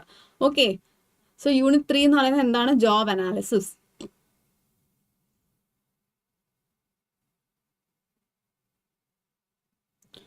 So job analysis is the process of determining the duties, responsibilities of a specific role. ഇതിൽ മിസ് ചില വാക്കുകൾ ഹൈലൈറ്റ് ചെയ്താണ്, അതാണ് നമുക്ക് വേണ്ടത്. ഡിറ്റർമൈനിങ് ദ ഡ്യൂട്ടീസ്, അടുത്ത responsibilities, specific role, the skills, qualifications, ഇതൊക്കെയാണ് നമുക്ക് വേണ്ടത്. കാരണം എന്താ? ഡിറ്റർമൈനിങ് ദ ഡ്യൂട്ടീസ്, ആ ജോബിന് എന്തൊക്കെ ഡ്യൂട്ടീസ് അല്ലെ റെസ്പോൺസിബിലിറ്റി, സ്കിൽസ് ആണ് റിക്വയർഡ് അല്ലെ, ക്വാളിഫിക്കേഷൻ, ഇതൊക്കെ നമ്മൾ ആ ജോബ് അനാലിസിസ് നോക്കിയാണ് നമ്മൾ മനസ്സിലാക്കുന്നത്. അറിയാമോ, നമുക്ക് ജോബ് അനാലിസിസ് എപ്പോഴും കാണും. ഒരു ഡിസ്ക്രിപ്ഷൻ, ഒരു ജോബിൻ്റെ ഒരു നോട്ടിഫിക്കേഷൻ വരുമ്പോൾ ഒരു ജോബ് അനാലിസിസ് കാണും. ആ ജോബ് അനാലിസിസുമായിട്ട് നമ്മുടെ സ്കിൽസ് ഒത്തുപോകുമ്പോഴാണ് നമ്മൾ എന്ത് ചെയ്യുന്നത്, അതിന് മാച്ച് ആവുന്നോ ഇല്ലയോ നോക്കുന്നതും നമുക്ക് റെസ്യൂമേഴ്സ് നമ്മൾ അയക്കാൻ ശ്രമിക്കുന്നത്. സോ ഇവിടെ എപ്പോഴും ഡിറ്റർമൈനിങ് ദ ഡ്യൂട്ടി, എന്താണ് അവർ ചെയ്യാൻ ഉദ്ദേശിക്കുന്നത്, എന്ത് റോളിലേക്കാണ് സെലക്ട് ചെയ്യുന്നത്, എപ്പോഴും ജോബ് അനാലിസിസ് നടത്തും. ഓക്കെ, അതാണ് ഇവിടെ ഡിസ്കസ് ചെയ്യുന്നത്. പർപ്പസ് ഐഡന്റിഫിക്കേഷൻ, ഫസ്റ്റ് സ്റ്റെപ്പ് എന്ന് പറയുന്നത് പർപ്പസ് ഐഡന്റിഫിക്കേഷൻ. എന്ത് പർപ്പസ് ആണ്, എന്ത് ജോബ് റോൾ ആണ്, സോ അതിൻ്റെ പർപ്പസ് എന്താണെന്ന് അവർ വളരെ ഭംഗിയായിട്ട് ജോബ് അനാലിസിസിൽ ഡിസ്ക്രൈബ് ചെയ്യാറുണ്ട്. ഹു വിൽ കണ്ടക്ട് ഇറ്റ്, എങ്ങനെയാണ് deciding whether it will be done internally by HR or by a consultant. HR നടത്തണോ അതോ കൺസൾട്ടൻസി വഴി നടത്തണോ, എന്താണെന്ന് എന്ത് ചെയ്യും, നമ്മൾ ഡിസ്കസ് ചെയ്യും. Who will conduct it. ഇനി അടുത്താണ് ഹൗ ടു കണ്ടക്ട് ഇറ്റ്.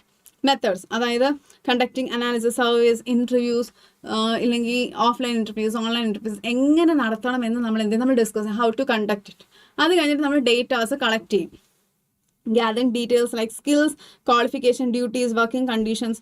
ഈ ജോബിന് എന്തൊക്കെയാണോ ആവശ്യമുള്ള ഡ്യൂട്ടീസ് അല്ലെങ്കിൽ ആവശ്യകതയുള്ള റിക്വയർമെൻറ്റ്സ് നമ്മൾ ഡേറ്റ നമ്മൾ എന്തെങ്കിലും കളക്ട് ചെയ്യും. So then documentation and review ചെയ്യും. The collected data is documented, verified and then reviewed for accuracy. ഇതെന്തെങ്കിലും നമ്മൾ ഡോക്യുമെൻ്റ് ആക്കി മാറ്റണം. എന്നാൽ മാത്രമേ ഇത് നമുക്ക് എന്താ ജോബ് ഡിസ്ക്രിപ്ഷൻ, ഓക്കെ ഇങ്ങനെ ഒരു റിക്വയർമെൻറ്റ് ഉണ്ട് എന്ന് പറഞ്ഞ് നമുക്ക് എന്ത് ചെയ്യാൻ പറ്റൂ, നമുക്ക് നമ്മുടെ കമ്പനിക്ക് ഇങ്ങനെ ഒരു ആവശ്യമുണ്ട്, ഇല്ലെങ്കിൽ ഹയറിംഗ് നടക്കുന്നു, റിക്വയർമെൻറ്റ് ഇല്ലെങ്കിൽ റിക്രൂട്ടിംഗ് എന്ന് പറഞ്ഞ് നമുക്ക് ചെയ്യണമെങ്കിൽ ആദ്യം എന്ത് മനസ്സിലാവും, ജോബ് അനാലിസിസ് നടത്തണം. ജോബിന് എന്തൊക്കെയാണ് വേണ്ടത്, എന്താണ് പർപ്പസ്, എന്താണ് അതിൻ്റെ ഇപ്പോഴത്തെ അവസ്ഥ, ഇല്ലെങ്കിൽ എങ്ങനെയാണ് അത് നടത്തേണ്ടത്, എല്ലാത്തിനും ഒരു പ്ലാനിങ് വേണം ഓർഗനൈസേഷൻ. അതാണ് ഇവിടെ നമ്മൾ ചെയ്യുന്നത്. So job description and job specification. Okay, ഇനി എന്താണ് ജോബ് ഡിസ്ക്രിപ്ഷൻ? നമുക്കറിയാം ജോബ് ഡിസ്ക്രിപ്ഷനിൽ എന്തൊക്കെ കാണും, ജോബ് ടൈറ്റിലാണ്, എന്ത് ജോബാണ്, എന്തൊക്കെ ഡ്യൂട്ടീസ് ആണ് ചെയ്യേണ്ടത്, എന്തൊക്കെ റെസ്പോൺസിബിലിറ്റീസ് ആണെന്ന് എല്ലാം നമുക്ക് എന്ത് ചെയ്യും, ജോബ് ഡിസ്ക്രിപ്ഷനിൽ നമുക്ക് ജോബ് ഡിസ്ക്രിപ്ഷൻ കിട്ടുമ്പോൾ തന്നെ നമുക്ക് വായിച്ച് നോക്കുമ്പോൾ മനസ്സിലാവും. Qualification, responsibilities, working conditions, reporting structure, ഇതെല്ലാം എന്ത് ചെയ്യാം, റിക്രൂട്ടിംഗ് എന്ന പ്രോസസ്സിൽ ഏറ്റവും കൂടുതൽ ഹെൽപ്പ് ചെയ്യുന്നതാണ് എന്ത്, ജോബ് ഡിസ്ക്രിപ്ഷൻ എന്ന് പറയുന്നത്. ഓക്കെ, ഇനി ജോബ് സ്പെസിഫിക്കേഷൻ. ഇവിടെ നമുക്ക് എന്താണ് പറയുന്നത്, ആദ്യം പറയുന്നത് ജോബ് ഡിസ്ക്രിപ്ഷൻ, ഈ ജോലിക്ക് എന്തൊക്കെയാണ് ആവശ്യം, അതായത് എന്ത് ഡ്യൂട്ടിയാണ് നിങ്ങൾ ചെയ്യാൻ പോകുന്നത്, എന്താണ് ഈ ജോബ് റോൾ എന്ന് അവിടെ ഡിസ്കസ് ചെയ്യും. രണ്ടാമത് നമ്മൾ ഡിസ്കസ് ചെയ്യുന്നതാണ് ജോബ് ഡിസ്ക്രിപ്ഷൻ.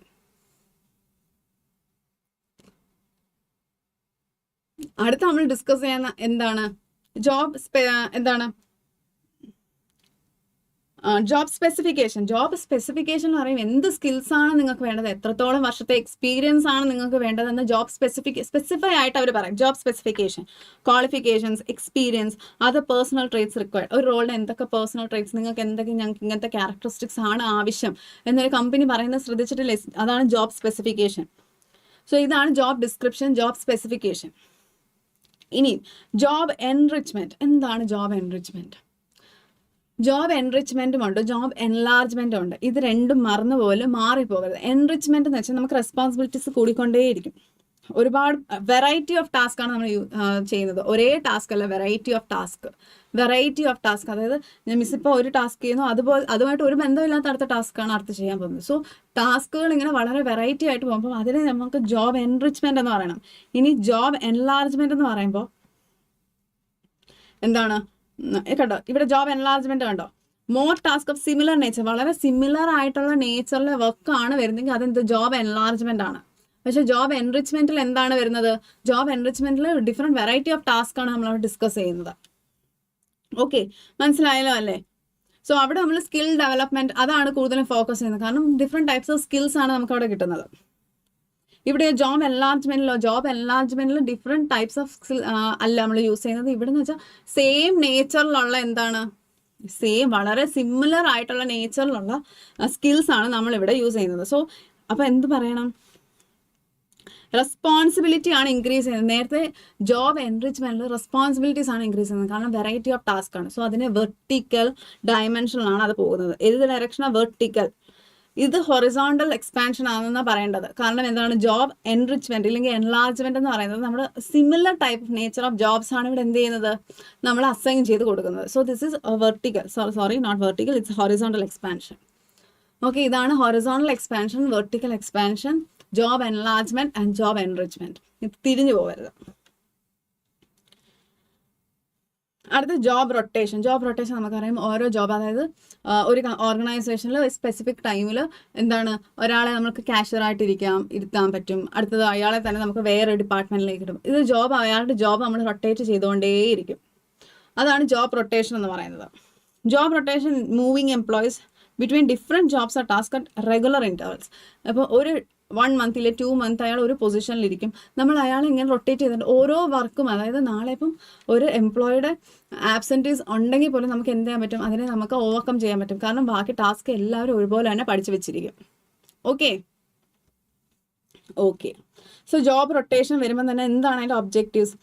അതുകൊണ്ട് തന്നെ റെഡ്യൂസിങ് മോണോട്ടമി, സക്സഷൻ പ്ലാനിങ്, അതായത് സക്സഷൻ പ്ലാനിങ് ഒരാൾക്ക് പകരം അടുത്ത ആരെന്നത് നമുക്ക് വളരെ വ്യക്തമായിട്ട് തന്നെ മനസ്സിലാക്കാൻ പറ്റും. Okay. Testing skills and competencies, exposing employees to different roles. അതെ, ജോബ് റൊട്ടേഷൻ എന്ന് പറയുന്നത് തന്നെ ഡിഫറെൻറ്റ് റോൾസിലേക്ക് നമ്മൾ എന്താ എക്സ്പോഷർ, നമുക്ക് നല്ലൊരു എക്സ്പോഷർ തന്നെ അവിടെ കിട്ടും. Okay.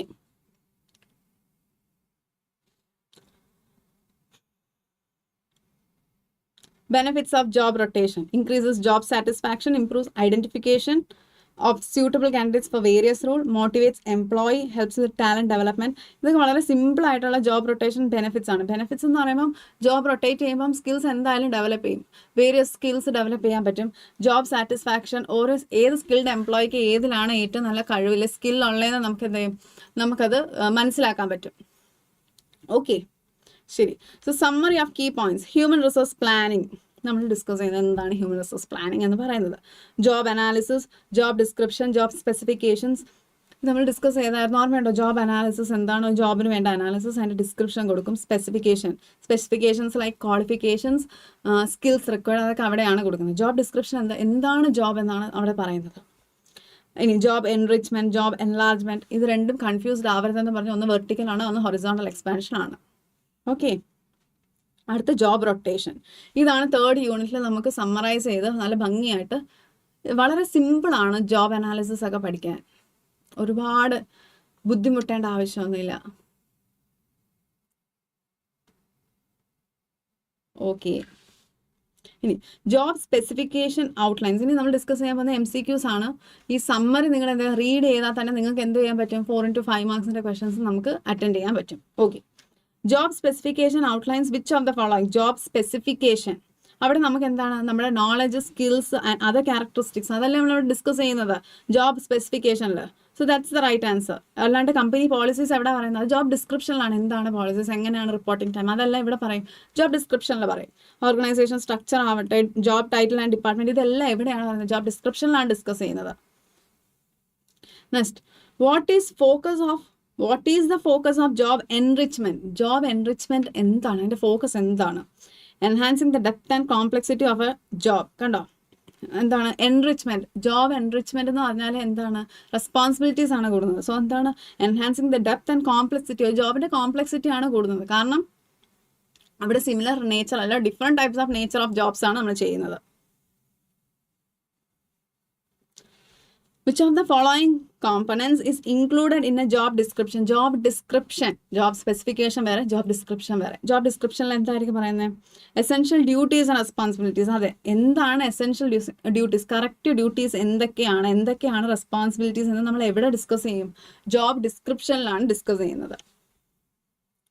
Which method is typically used to collect data during job analysis? Job analysis എന്ത് ഡേറ്റാസ് ആണ് യൂസ് ചെയ്യുന്നത്? നമുക്കറിയാം സർവേസ് നമ്മൾ യൂസ് ചെയ്യുന്നത് ഡിസ്കസ് ചെയ്ത്, ക്വസ്റ്റനെയർ യൂസ് ചെയ്യും, ഇന്റർവ്യൂസ് യൂസ് ചെയ്യും. ഇങ്ങനെയൊക്കെയാണ് നമ്മൾ എങ്ങനെ ജോബ് അനാലിസിസിന് ഡേറ്റ കളക്ട് ചെയ്യുന്നത്. ഡേറ്റ കളക്ട് ചെയ്യുന്നത് എങ്ങനെയാണ്? ഇന്റർവ്യൂസ്, ക്വസ്റ്റനേഴ്സ്, ഇങ്ങനെയാണ് നമ്മൾ ഡേറ്റാസ് കളക്ട് ചെയ്യുന്നത്. ഓക്കെ, ജോബ് അനാലിസിസിന്റെ കാര്യമാണ് നമ്മൾ ഡിസ്കസ് ചെയ്തത്. ഇനി അടുത്ത primary purpose of job analysis. എന്തിനാണ് ഇങ്ങനെ ചെയ്യുന്നത്? ജോബ് അനാലിസിസിന്റെ പർപ്പസ് എന്താണെന്നാണ് നമ്മൾ ഡിസ്കസ് ചെയ്യുന്നത്. എന്തായിരിക്കും? Assessing employee satisfaction. അല്ല, ജോബ് അനാലിസിസ് എന്ന് പറഞ്ഞാൽ ഒരു ജോബ് ഒരു ഓർഗനൈസേഷൻ എന്ത് ജോബ് റോളാണ്, എന്ത് വേക്കൻസിയിലേക്കാണ് ഇപ്പം ഹയർ ചെയ്യുന്നത്, ആ ജോബ് എന്താണെന്ന് മനസ്സിലാക്കുന്നതാണ് ഈ ജോബ് അനാലിസിസ് എന്ന് തന്നെ പറയുന്നത്. ഒരു അനാലിസിസിൽ അനലിറ്റിക്സ് നമുക്ക് മനസ്സിലാണ്, വ്യക്തമായിട്ട് മനസ്സിലാണ് ആ ജോബ് എന്തിനാണ്, എന്ത് സ്കിൽസ് ആണ് റിക്വയർഡ് ആയിട്ടുള്ളത്, എത്രത്തോളം എക്സ്പീരിയൻസ് വേണം, ആ ജോബ് ഡിസ്ക്രിപ്ഷൻ എന്താണ് ജോബിന്റെ പർപ്പസ്. സോ അതുകൊണ്ട് തന്നെ എന്താണ് gathering and analysing information about job requirements and responsibilities. അതാണ് അതിന്റെ കറക്റ്റ് ആൻസർ. കാരണം നമുക്ക് ഈ PDF അല്ലെങ്കിൽ ആ ജോബ് അനാലിസിസിന്റെ ഹെഡിങ്ങോ ഇല്ലെങ്കിൽ അത്രയും ഭാഗം വായിച്ചു നോക്കിയാൽ തന്നെ നമുക്ക് മനസ്സിലാവും. ഓക്കെ. അടുത്ത യൂണിറ്റ് 4 ആണ് റിക്രൂട്ട്മെന്റ്. നമുക്കിപ്പം ജോബ് അനാലിസിസ്, ഓക്കെ, ജോബിന് വേണ്ടിയിട്ട് ഒരാളെ ആവശ്യമുണ്ട്, ഈ ജോബിനാണ്, അല്ലെങ്കിൽ ജോബ് ഡിസ്ക്രിപ്ഷൻ കിട്ടി, ജോബ് അനാലിസിസ് കിട്ടി. ഇനി എന്ത് ചെയ്യും? നമ്മൾ റിക്രൂട്ട്മെന്റ് ഇടും. അതായത് ആളെ ആവശ്യമുണ്ട് ഇന്ന ജോലിക്ക്. അവിടെയാണ് നമ്മൾ കാണുന്നത് job analysis, job description, job specifications എല്ലാം തന്നുകൊണ്ട് നമ്മളൊരു ലിസ്റ്റ് നമ്മൾ വായിച്ചു നോക്കുന്നത്. അവിടെ എന്താണ് അവർ ആവശ്യപ്പെടുന്നത്? റിക്രൂട്ട്മെന്റ്. ഇവിടെ റിക്രൂട്ട്മെന്റ് നടക്കുന്നു, ഇന്ന ഓർഗനൈസേഷനിൽ ഇത്ര ദിവസം തൊട്ട് ഇത്ര ദിവസം വരെ റിക്രൂട്ട്മെന്റ് നടക്കുന്നു. സോ ഇത് പ്രോസസ് ആയിട്ടാണ് നമ്മൾ എന്ത് ചെയ്യുന്നത്? ഇവിടെ ഡിസ്കസ് ചെയ്യുന്നത്. ഓക്കെ. ഇനി അടുത്ത യൂണിറ്റ് 4 എന്താണ് ഡിസ്കസ് ചെയ്യുന്നത്? റിക്രൂട്ട്മെന്റ്. Any doubt? എന്തെങ്കിലും ചോദിക്കാനുണ്ടോ?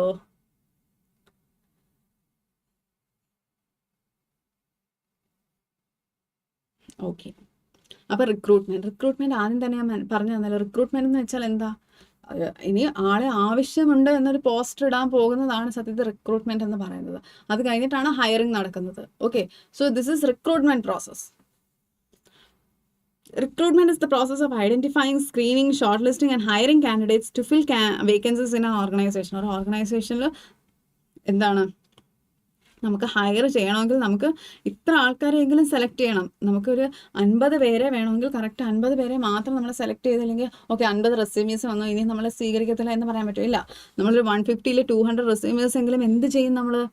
നമ്മൾ സ്വീകരിക്കും. അത് കഴിഞ്ഞിട്ട് ഇതിൽ നിന്ന് ഫിൽട്ടർ ചെയ്തിട്ടാണ് 50 സ്കിൽഡ് വർക്ക് ഫോഴ്സിനെ നമ്മൾ കണ്ടുപിടിക്കുന്നത്. സോ നമുക്ക് റിക്രൂട്ട്മെന്റിന് എത്ര പേരുടെ ആവശ്യം ഉണ്ടായിരുന്നു? 200 പീപ്പിളിന്റെ ആവശ്യം ഉണ്ടായിരുന്നു. നമ്മളപ്പോൾ 200 പേരെ റിക്രൂട്ട് ചെയ്യും. 200 പേരെ 200 പീപ്പിളിനെ നമ്മൾ സെലക്ട് ചെയ്യല്ല, റിക്രൂട്ട് ചെയ്യണം. അതിൽ നിന്ന് ഫിൽട്ടർ ചെയ്താണ് നമ്മൾ ഹയർ ചെയ്തെടുക്കുന്നത്. സോ ആ കോൺസെപ്റ്റ് മാറിപ്പോവല്ലോ.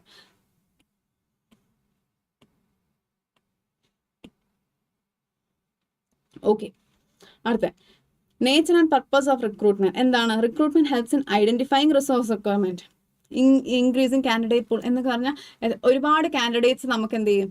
നമുക്ക് റെസ്യൂമേഴ്സ് അയക്കുമ്പോൾ നമുക്ക് അതിൽ നിന്ന് ആ പൂളിൽ നിന്ന് എന്ത് ചെയ്യാൻ പറ്റും? നമുക്ക് കറക്റ്റ് അല്ലെങ്കിൽ നമുക്ക് എന്താണോ ആവശ്യം, എങ്ങനത്തെ കാൻഡിഡേറ്റിനാണോ ആവശ്യമുള്ളത് നമുക്കത് സെലക്ട് ചെയ്ത് എടുക്കാൻ പറ്റും. അതാണ് അവിടെ നേച്ചർ ആൻഡ് പർപ്പസ് എന്ന് മനസ്സിലാക്കേണ്ടത്. സ്കോപ്പ് ഓഫ് റിക്രൂട്ട്മെന്റ് എന്താണ് അവിടെ സ്കോപ്പ് ആയിട്ട് വരുന്നത്? What is the scope of recruitment? Recruit ചെയ്യുമ്പം higher employee satisfaction and productivity, a positive work environment and overall organisational growth. ഇതൊക്കെ എന്താണ്? ഒരു ഇമ്പോർട്ടൻസ്, റിക്രൂട്ട്മെന്റിന്റെ ഇമ്പോർട്ടൻസ് ആണ്. കാരണം നമുക്ക് റീറ്റെയിൻ ചെയ്യാൻ പറ്റും. കറക്റ്റ് ആയിട്ടുള്ള സ്കിൽഡ് ലേബറിനെ കറക്റ്റ് ആയിട്ടുള്ള ജോബിന് നമുക്ക് എടുത്താൽ എന്ത് പറ്റും? പ്രൊഡക്ടിവിറ്റി നമുക്ക് ഇൻക്രീസ് ചെയ്യാൻ പറ്റും. അതുപോലെ തന്നെ നമുക്ക് എംപ്ലോയി സാറ്റിസ്ഫാക്ഷനും മെയിൻറ്റെയിൻ ചെയ്യാൻ പറ്റും. Okay. The factors affecting recruitment, internal factorsഉം എക്സ്റ്റേണൽ ഫാക്ടേഴ്സും ഏറ്റവും കൂടുതൽ അഫക്റ്റ് ചെയ്യുന്നത് എന്തിനെയാണ്? റിക്രൂട്ട്മെന്റിനെ അഫക്റ്റ് ചെയ്യും. ഇനി എന്തൊക്കെയാണെന്ന് പറയുമ്പോൾ ഇന്റേണൽ ഫാക്ടേഴ്സ് എന്ന് വെച്ചാൽ size of organisation, recruiting policies, അതായത് ഒരു ഓർഗനൈസേഷൻ അകത്തുള്ള പോളിസീസ്, അല്ലെങ്കിൽ അകത്തുള്ള ഫാക്ടേഴ്സും വളരെയധികം വളരെയധികം അഫക്റ്റ് ചെയ്യും നമ്മുടെ റിക്രൂട്ട്മെന്റിനെ. അടുത്തത് എക്സ്റ്റേണൽ ഫാക്ടേഴ്സ്. എക്സ്റ്റേണൽ ഫാക്ടേഴ്സ് ആണ് ഡെമോഗ്രാഫിക്സ് ആവട്ടെ, labour market conditions, unemployment rates, labour laws, ഇതെല്ലാം എക്സ്റ്റേണൽ ഫാക്ടേഴ്സ്. ഈ എക്സ്റ്റേണൽ ഫാക്ടേഴ്സും ഇന്റേണൽ ഫാക്ടേഴ്സും, അതിനാണ് എൻവയോൺമെന്റൽ സ്കാനിങ് എന്ന് പറഞ്ഞ് നമ്മൾ തുടക്കം തൊട്ട് പഠിച്ചത്. ഇതെല്ലാം എന്തിനേയും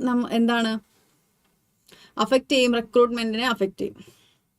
ഇനി അടുത്ത സോഴ്സസ് ഓഫ് റിക്രൂട്ട്മെന്റ്. എങ്ങനെ റിക്രൂട്ട് ചെയ്യണം? ഓക്കെ, ഒരു പോസ്റ്റ്, ഓക്കെ, ഇന്നൊരു പോസ്റ്റിലേക്ക് നമുക്ക് ആവശ്യമുണ്ടെങ്കിൽ നമ്മൾ ഇന്റേണലി പ്രൊമോഷൻസ് കൊടുത്താൽ മതിയോ, അല്ലെങ്കിൽ എക്സ്റ്റേണലി ആളെ നമുക്ക് കാൻഡിഡേറ്റ്സിനെ ഹയർ ചെയ്യണോ, അല്ലെങ്കിൽ റിക്രൂട്ട്മെന്റ് പ്രോസസ്സ് പോലെ ഹയറിങ് ചെയ്ത് അങ്ങനെ ട്രെയിനിങ് കൊടുത്തെടുക്കണോ, അതോ അകത്തുനിന്ന് തന്നെ നമുക്ക് പ്രൊമോഷൻ കൊടുത്താൽ മതിയോ എന്നതാണ് എവിടെ വരുന്നത്, സോഴ്സസ് ഓഫ് റിക്രൂട്ട്മെന്റിൽ പറയുന്നത്.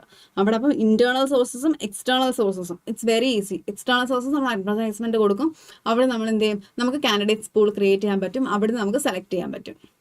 ഇന്റേണൽ എന്ന് പറയുമ്പോൾ നമുക്ക് promotions, transfers, job posting, employee referrals, ഇതെല്ലാം ഇന്റേണൽ സോഴ്സസിലൂടെ തന്നെ നടത്താനും പറ്റും. ഓക്കെ,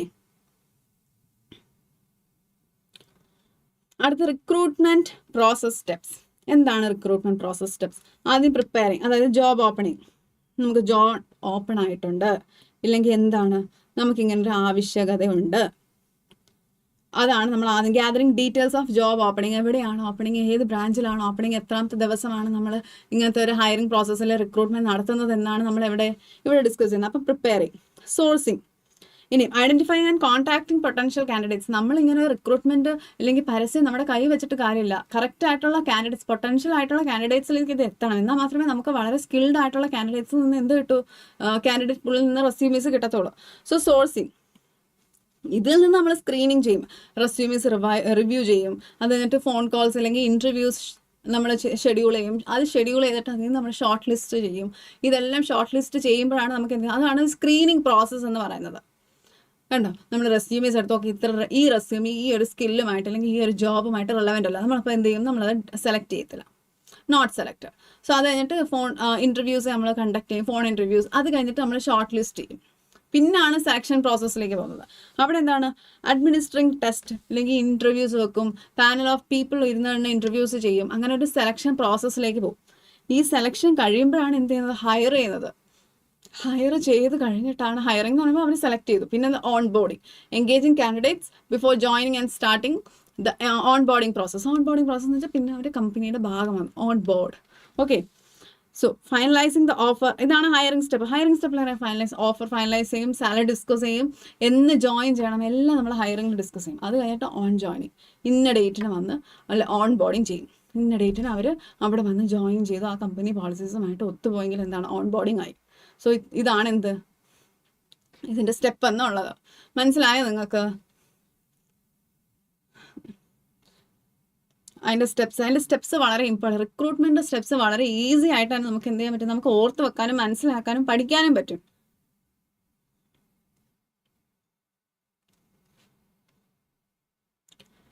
സോ അടുത്താണ് ട്രെൻഡ്സ് ഇൻ റിക്രൂട്ട്മെന്റ്. ഇപ്പോഴത്തെ പുതിയ ട്രെൻഡ്സ്, എങ്ങനെയാണ് റിക്രൂട്ട്മെന്റിൽ ട്രെൻഡ്സ് വരുന്നത്? എ ഐയുടെ നമുക്കറിയാം, എ ഐ ആണ് ഇപ്പോൾ ഏറ്റവും കൂടുതൽ റിക്രൂട്ട്മെന്റിനെ ഏറ്റവും കൂടുതൽ ഇൻഫ്ലുവൻസ് ചെയ്തല്ലേ, അഫക്ട് ചെയ്തെന്ന് വേണമെങ്കിൽ നമുക്ക് ഒരു സൈഡിൽ കൂടെ വേണമെങ്കിൽ നമുക്ക് പറയാം. എന്താണ്, എ ഐ ടൂൾസിനെ നമുക്ക് നമ്മുടെ റെസ്യൂമീസ് എത്രയും പെട്ടെന്ന് തന്നെ സ്ക്രീൻ ചെയ്തിട്ട് അത് ഫിൽട്ടർ ചെയ്തിട്ട് ഏതാണ് കറക്റ്റ് ആയിട്ടുള്ള എംപ്ലോയി, ഇല്ലെങ്കിൽ ഏത് സ്കിൽഡ് ആയിട്ടുള്ള വ്യക്തിയാണ് ഈ ജോബിന് എത്രയും നന്നായിട്ട് അറ്റാച്ച്ഡ് ആണ് അല്ലെങ്കിൽ മാച്ച്ഡ് ആണെന്ന് ഒരു എ ഐ ടൂൾ വെച്ചാൽ നമുക്ക് മനസ്സിലാക്കാൻ പറ്റും. A I recruitment. Social media increasingly used in recruitment, especially platforms like LinkedIn, to source and engage with potential candidates. നമ്മൾ സോഷ്യൽ മീഡിയയിലും ഹയറിംഗ് ഇല്ലെങ്കിൽ ഇങ്ങനെ ഒരു ഹയറിംഗ് നടക്കുന്നതാണ് നമ്മൾ പോസ്റ്റ് ഇടും. ലിങ്ക്ഡിൻ, ഇൻഡീഡ് പോലുള്ളത് നമുക്ക് വളരെ അറിയാം. ജോബിന് നമ്മൾ ഏറ്റവും കൂടുതൽ ഡിപ്പെൻഡ് ചെയ്യുന്ന സോഷ്യൽ മീഡിയാസാണ് ഇതൊക്കെ. അടുത്ത employer branding. Organisations focus on building a strong employer brand to attract and retain talent. അതെ, എംപ്ലോയർ ബ്രാൻഡിങ്. അതായത് ആ ഒരു എംപ്ലോയി ആണല്ലോ ജോലി എടുക്കുന്നത്, ഈ ഒരു എംപ്ലോയർക്ക് വളരെ ഭംഗിയായിട്ടൊരു ബ്രാൻഡ് തന്നെ ഉണ്ടെങ്കിൽ എന്ത് ചെയ്യാൻ പറ്റും, നമുക്ക് ടാലൻസിനെ റീറ്റെയിൻ ചെയ്യാൻ പറ്റും. ഓക്കെ, അടുത്ത data driven recruitment. Using data to filter through potential candidates and streamline the hiring process. എന്ത് ചെയ്യും, നമ്മൾ ഡേറ്റാസ് എല്ലാം ഫിൽട്ടർ ചെയ്തിട്ട് പൊട്ടൻഷ്യൽ കാൻഡിഡേറ്റ്സിനെ മനസ്സിലാക്കുന്നില്ലേ, നമ്മൾ സെലക്ട് ചെയ്യുന്നതാണ് ഡേറ്റ ഡ്രിവൺ റിക്രൂട്ട്മെന്റ് എന്ന് പറയുന്നത്. So A I, social media, employer branding and data driven recruitment, ഇതൊക്കെ എന്താണ്, ഇപ്പോഴത്തെ ട്രെൻഡ്സ് ആണ്, ട്രെൻഡ്സ് ഇൻ റിക്രൂട്ട്മെന്റ്. ഓക്കെ, മനസ്സിലായോ? വളരെ സമ്മറി ആയിട്ട് നമ്മൾ എന്താണ് ഇവിടെ പഠിച്ചത്? റിക്രൂട്ട്മെന്റ് എന്താണെന്നാണ് പഠിച്ചത്. ഓക്കെ, ശരി. അപ്പോൾ ജോബ് റൊട്ടേഷൻ എന്താണ്? ജോബ് റൊട്ടേഷൻ പറഞ്ഞു. ജോബ് റൊട്ടേഷൻ എന്ന് വെച്ചാൽ എന്താണ്? എംപ്ലോയീസിന് ഡിഫറെൻറ്റ് ജോബ് റോൾസിലേക്ക് നമ്മൾ എന്തെങ്കിലും മൂവ് ചെയ്തുകൊണ്ടേയിരിക്കും. അപ്പം ഇവിടുത്തെ ഓപ്ഷൻ എന്തായിരിക്കും കറക്റ്റ്? കണ്ടോ, moving employees across different job Rolls. അതാണ് എന്ത്? ജോബ് റൊട്ടേഷൻ എന്ന് പറയുന്നത്. അടുത്ത ജോബ് എൻലാർജ്മെന്റ്, നമ്മൾ നേരത്തെ ഡിസ്കസ് ചെയ്തത് എൻറിച്ച്മെന്റ്, എൻലാർജ്മെന്റ്. അവിടെ എന്താണ് വരുന്നത്? Expanding the scope of job by adding more task. ഒരുപാട് ടാസ്ക്, അതും സിമിലർ ആയിട്ടുള്ള സെയിം ലെവൽ ഓഫ് റെസ്പോൺസിബിലിറ്റീസ് നമ്മൾ എന്ത് ആഡ് ചെയ്ത് കൊടുക്കും. അവിടെ നമുക്ക് ജോബ് എൻലാർജ്മെന്റ് എന്ന് പറയാം. Next, recruitment is the process of. എന്ത് തരം പ്രോസസ്സാണ് ഈ റിക്രൂട്ട്മെന്റ് എന്ന് പറയുന്നത്? ഓക്കെ, ഫസ്റ്റ് ഒന്ന് നോക്കാം. Evaluating employee skills. Employee skills ആണ് റിക്രൂട്ട്മെന്റ്. റിക്രൂട്ട്മെന്റ് എന്ന് പറയുന്നത് തന്നെ നമ്മളൊരു പരസ്യം പോലെ ഇട്ട് കൊടുക്കുകയാണ്, റിക്രൂട്ട് ചെയ്യുകയാണ്. നമുക്ക് ഇത്ര 10 ഹയറിംഗ് പൊസിഷൻസ്, ഇപ്പം 10 പൊസിഷൻസിലേക്ക് ഹയറിംഗ് നടക്കുന്നു. അവിടെ ഇവാലുവേഷൻ ഉണ്ടോ? സ്കിൽസ് ഇല്ല. അസസിങ് എംപ്ലോയി പെർഫോമൻസ്, എംപ്ലോയി ആയിട്ടില്ല. പ്രൊമോട്ടിങ് എംപ്ലോയീസ്, ഇതെല്ലാം തെറ്റാണ്. കാരണം എന്താ, ഇവിടെയൊക്കെ എംപ്ലോയീസിന് നമുക്ക് കിട്ടിയിട്ടില്ല. നമ്മൾ എംപ്ലോയെ ഹയർ ചെയ്യാൻ പോകുന്നേ ഉള്ളൂ. അപ്പം attracting and selecting qualified individuals for a job vacancy അല്ലേ? ഒരു അട്രാക്ട് ചെയ്യുക, നമ്മൾ എന്ത് ചെയ്യണം? സെലക്ട് ചെയ്യണം. അതുകൊണ്ട് തന്നെ ജോബ് വേക്കൻസിയിലേക്ക് നമുക്ക് എന്താണ് ജോബ് വേക്കൻസിയിലേക്ക് നമ്മൾ അട്രാക്ട് ചെയ്യുകയാണ് ചെയ്യുന്നത്. So attracting and selecting qualified individuals for a job vacancy. Okay, recruitment is a very easy topic. നമുക്ക് വലിയ കൺഫ്യൂഷൻസ് വരാനുള്ള സാധ്യത വളരെ കുറവാണ്. അപ്പം യൂണിറ്റ് 5 സെലക്ഷൻ നമുക്ക് എന്നാൽ അടുത്ത യൂണിറ്റ് ഡിസ്കസ് ചെയ്യാം. ആർക്കും ബ്രേക്ക് വേണ്ട,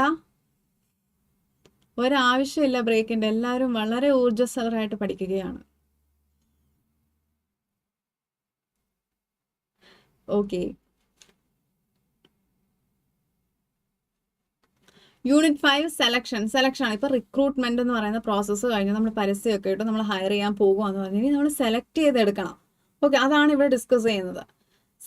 selection involves choosing the most suitable candidate for A vacant position. എൻ്റെ കമ്പനിയിലെ ഒരു ഓർഗനൈസേഷന് വേക്കൻ്റ് ആയ ഒരു പൊസിഷൻ ഉണ്ട്. അവിടെ എന്ത് ചെയ്യും? സ്യൂട്ടബിൾ ആയിട്ടുള്ള കാൻഡിഡേറ്റിനാണ് ഞാൻ എന്ത് ചെയ്യാൻ ഹയർ ചെയ്യാൻ പോകുന്നത്. So it include several stages, interviews, test, medical checkup, reference check. ഇതെല്ലാം എന്താണ്? Different type of steps. ഏതിൽ ഇൻക്ലൂഡ് ചെയ്തിട്ടുള്ളത്? സെലക്ഷനിൽ ഇൻക്ലൂഡ് ചെയ്തിട്ടുള്ളത്. അത് മാറിപ്പോകരുത്. ഓക്കെ, ഇമ്പോർട്ടൻസ് ഓഫ് സെലക്ഷൻ എന്താണ്? Optimising performance, reducing turnover, enhancing organizational culture, legal compliance, cost effectiveness. എന്നൊക്കെ വെച്ചാൽ എന്താ? ഇമ്പോർട്ടൻസ് ഓഫ് സെലക്ഷൻ്റെ ഇമ്പോർട്ടൻസ് ആണ് നമ്മൾ ഡിസ്കസ് ചെയ്യുന്നത്. അതായത് ഒരു കാൻഡിഡേറ്റിനെ നമ്മൾ എന്തിനായിരിക്കും സെലക്ട് ചെയ്യുന്നത്? ആദ്യം എൻഹാൻസിങ് ഓർഗനൈസേഷണൽ കൾച്ചർ. ആ ഒരു കൾച്ചർ അല്ലെങ്കിൽ പോളിസീസുമായിട്ടോ ഒബ്ജക്റ്റീവ്സുമായിട്ടോ ഒത്തുപോകും ഈ സ്കിൽഡ് എംപ്ലോയി എന്ന് മനസ്സിലായതുകൊണ്ടാണ് നമ്മൾ എന്ത് ചെയ്യുന്നത്? സെലക്ട് ചെയ്യുന്നത്. So enhancing organisational structure. ഈ സെലക്ഷൻ പ്രോസസ്സ് എന്ന് പറയുന്നത് നമ്മുടെ രാജ്യത്തിൻ്റെ ലേബർ ലോസുമായിട്ട് എന്ത് ചെയ്യണം? ഒത്തുപോകണം. കംപ്ലയൻസ്, ലീഗൽ കംപ്ലയൻസ്, അതാണ് legal compliance. Cost effectiveness, proper selection എന്ത് ചെയ്യും? ഹയറിങ്ങിലെ ട്രെയിനിങ്, റോങ് കാൻഡിഡേറ്റ്സിനാണ് നമ്മൾ ഹയർ ചെയ്യുകയാണെങ്കിൽ നമ്മൾ ഒരുപാട് ട്രെയിനിങ് കൊടുത്ത് നമുക്ക് എന്താ കോസ്റ്റ് നമ്മൾ റെഡ്യൂസ് ചെയ്യാൻ പറ്റത്തില്ല, കോസ്റ്റ് ഇൻക്രീസ് ആകും. സോ കറക്റ്റ് സ്കിൽഡ് ആയിട്ടുള്ള ഒരു എംപ്ലോയി നമ്മൾ ഹയർ ചെയ്ത് നമുക്ക് എന്ത് പറ്റും? കോസ്റ്റ് എഫക്റ്റീവ്നെസ്, കോസ്റ്റ് നമുക്ക് കുറയ്ക്കാൻ പറ്റും. ഒപ്റ്റിമൈസിങ് പെർഫോമൻസ്, റൈറ്റ് പേഴ്സൺ ആണ് നമ്മൾ എന്ത് ചെയ്തേക്കുന്നത്? സെലക്ട് ചെയ്തെങ്കിൽ നമുക്ക് ഒപ്റ്റിമൈസിങ് പെർഫോമൻസസ്, നമുക്ക് പെർഫോമൻസ് എഫിഷ്യൻസി ഒക്കെ ഇൻക്രീസ് ചെയ്യാൻ പറ്റും. ഓക്കെ, ഇനി റിക്രൂട്ട്മെൻറ്റും സെലക്ഷനും തമ്മിലുള്ള ഡിഫറൻസസ്. റിക്രൂട്ട്മെൻറ്റ് എന്ന് പറയുന്നത് പോസിറ്റീവ് പ്രോസസ്സും സെലക്ഷൻ ഒരു നെഗറ്റീവ് പ്രോസസ്സുമാണ്. അത് ആദ്യം മനസ്സിലാക്കണം. റിക്രൂട്ട്മെൻറ്റ് എപ്പോഴും പോസിറ്റീവും സെലക്ഷൻ എപ്പോഴും നെഗറ്റീവാണ്. കാരണം റിക്രൂട്ട്മെൻറ്റ് എന്ന് പറഞ്ഞാൽ ആർക്ക്, അതായത് ആ സ്കില്ലുള്ള ആർക്ക് വേണമെങ്കിലും ആ ജോബിലേക്ക് എന്ത് ചെയ്യാൻ പറ്റും? നിങ്ങൾക്ക് അതിലേക്ക് അപ്ലൈ ചെയ്യാൻ പറ്റും. പക്ഷേ സെലക്ഷൻ എന്ന് പറയുന്നത് അതിൽ 1, 2, 3, 10 വേക്കൻസി ഉണ്ടെങ്കിൽ 10 പേർക്ക് മാത്രമേ കിട്ടൂ. നിങ്ങളിപ്പോൾ 100 പേര് ആ വേക്കൻസിയിലേക്ക് റിക്രൂട്ട്മെൻറ്റ് കണ്ട് നിങ്ങൾ എന്ത് ചെയ്യും? ജോബിന് ആപ്ലിക്കേഷൻ കൊടുത്താൽ പോലും 10 പീപ്പിളിന് മാത്രമേ സെലക്ഷൻ കിട്ടൂ. അതാണ് റിക്രൂട്ട്മെൻറ്റ് പോസിറ്റീവും സെലക്ഷൻ നെഗറ്റീവുമാണ്. ഓക്കെ, ഇതെന്താണ്? Attracting candidates. ആ ഒരു ജോബിലേക്ക് എത്രത്തോളം ഇൻഡിവിജ്വൽസിനെ അട്രാക്ട് ചെയ്യാൻ പറ്റും അത്രത്തോളം അവർ അട്രാക്ട് ചെയ്യുക, അതിനാണ് റിക്രൂട്ട്മെൻറ്റ് കൊടുക്കുന്നത്. പക്ഷേ സെലക്ഷൻ എന്ന് പറയുന്നത് വളരെ കുറച്ച് കാൻഡിഡേറ്റ്സിനെ മാത്രമേ നമ്മൾ എന്ത് ചൂസ് ചെയ്യത്തുള്ളൂ. ഓക്കെ, ശരി. ഇനി സ്റ്റെപ്സ് ഇൻ സെലക്ഷൻ പ്രോസസ്സിലുള്ള സ്റ്റെപ്സ് ആണ് നമ്മൾ ഡിസ്കസ് ചെയ്യുന്നത്. പ്രിലിമിനറി ഇൻ്റർവ്യൂ, അതായത് preliminary screen candidates four physical and mental fitness. Okay, preliminary interview. Okay, receiving applications. Candidates എന്ത് ചെയ്യണം? ഫിൽ ഔട്ട് ചെയ്യണം. ആപ്ലിക്കേഷൻസ് ഒക്കെ ഫിൽ ഔട്ട് ചെയ്യുമ്പോഴാണ് നമുക്ക് എന്തെങ്കിലും സെലക്ഷൻ ടെസ്റ്റ്സ് നമ്മൾ നടത്തുന്നത്. അത് employment interview, formal or informal interview, അതായത് ഈ നമ്മൾ നേരത്തെ ജോബ് ഫിറ്റ് പീപ്പിൾ ഇല്ലെങ്കിൽ ജോബ് ഫിറ്റ് ആയിട്ടുള്ള ആൾക്കാരെയാണ് തിരഞ്ഞെടുക്കുന്നത് നമ്മൾ ഡിസ്കസ് ചെയ്തു. അതുപോലെ തന്നെയാണ് ഇവിടെ എംപ്ലോയ്മെൻറ്റ് ഇൻ്റർവ്യൂ നടത്തുന്നത്. Medical examination, reference check, finals, അതെല്ലാം കഴിഞ്ഞിട്ട് നമ്മൾ എന്താ ഫൈനലി സെലക്ട് ചെയ്യും. ഇത്രയും നമ്മളൊരു റിക്രൂട്ട്മെൻറ്റ് പ്രോസസ്സാണ്. അതായത് ഇത്രയും റിക്രൂട്ട്മെൻറ്റിൻ്റെ ഭാഗമായിട്ട് നമുക്ക് പറയാം. അത് കഴിഞ്ഞിട്ട് നമ്മൾ എന്ത് ഫൈനലി നമ്മൾ എന്ത് സെലക്ട് ചെയ്യും, അപ്പോയിൻമെൻറ്റ് ലെറ്ററും കൊടുക്കും. ഓക്കെ, ഇതെന്ന് പറയുന്നത് ഡിഫറെൻറ്റ് ടൈപ്സ് ഓഫ് ടെസ്റ്റ് ആണ്. ഏതൊക്കെ ടെസ്റ്റാണ് നമ്മൾ സെലക്ഷൻ പ്രോസസ്സിൽ യൂസ് ചെയ്യുന്നത് എന്നാണ്. Ability test. ഇപ്പോൾ എബിലിറ്റി ടെസ്റ്റ് എന്ന് പറഞ്ഞാൽ ടൈപ്പിംഗ് ടെസ്റ്റ്. ഇപ്പം നമുക്കറിയാം ഈ പറഞ്ഞോട്ടാണ് സെക്രട്ടറിയൽ റോൾസിന് വേണ്ടിയിട്ടാണെങ്കിൽ നമുക്ക് ടൈപ്പിംഗ് ടെസ്റ്റ് നമ്മൾ നടത്തും. വളരെയധികം ടൈപ്പിംഗ് സ്പീഡ് ഉണ്ടോ ഇല്ലയോ എന്നല്ല നമ്മൾ മെഷർ ചെയ്തുകൊണ്ടാണ് നമ്മളിവിടെ ചെയ്യുന്നത്. അതൊരു എബിലിറ്റി ടെസ്റ്റാണ്. ആപ്റ്റിറ്റ്യൂഡ് ടെസ്റ്റ് എന്ന് വെച്ചാൽ നോളേജ്, എത്രത്തോളം അയാൾക്ക് ആ ജോബ് റിക്വയർമെൻറ്റുമായിട്ട് പൊട്ടൻഷ്യൽ ഉണ്ടോ, ഒത്തുപോകാനുള്ള അതാണ് ആപ്റ്റിറ്റ്യൂഡ് എന്ന് പറയുന്നത്. ആ ഒരു ഒബ്ജക്റ്റ്. ഓക്കെ, സെയിൽസ് 10% ഇൻക്രീസ് ചെയ്തു എന്ന് പറയുമ്പോൾ ആ ഒരു റിക്വയർമെൻറ്റുമായിട്ട് ഒത്തുപോകാൻ പറ്റുമോ ഒരു കാൻഡിഡേറ്റിന്, ആപ്റ്റിറ്റ്യൂഡ് ടെസ്റ്റ് എന്ന് പറയുന്നത്. സോ പേഴ്സണാലിറ്റി ടെസ്റ്റ്, നമുക്കറിയാം ഇമോഷണൽ ഇൻ്റർപേഴ്സണൽ ക്വാളിറ്റീസ് ഒരു സ്പെസിഫിക് റോളിന്, അത് പ്രത്യേകിച്ചും കസ്റ്റമർ സെയിൽസ്, കസ്റ്റമർ റിലേഷൻസ് കൂടുതലും വരുന്ന കസ്റ്റമർ കെയർ, എംപ്ലോയീസിൻ്റെ കാര്യം എടുക്കുന്ന പേഴ്സണാലിറ്റി ടെസ്റ്റ് അവിടെ വളരെ ഇമ്പോർട്ടൻ്റ് ആണ്. Next is intelligent test, measure overall intellectual abilities. അവരുടെ എല്ലാ ഇൻ്റലക്ച്വൽ എബിലിറ്റീസും നമ്മളിവിടെ എന്ത് ചെയ്യും, മെഷർ ചെയ്യും. അടുത്ത interest test, psychomotor test, polygraph test. ഇതൊക്കെ പോളിഗ്രാഫ് ടെസ്റ്റ് നമുക്കറിയാം ലൈ ഡിറ്റക്ടർ ടെസ്റ്റ് ആണ്.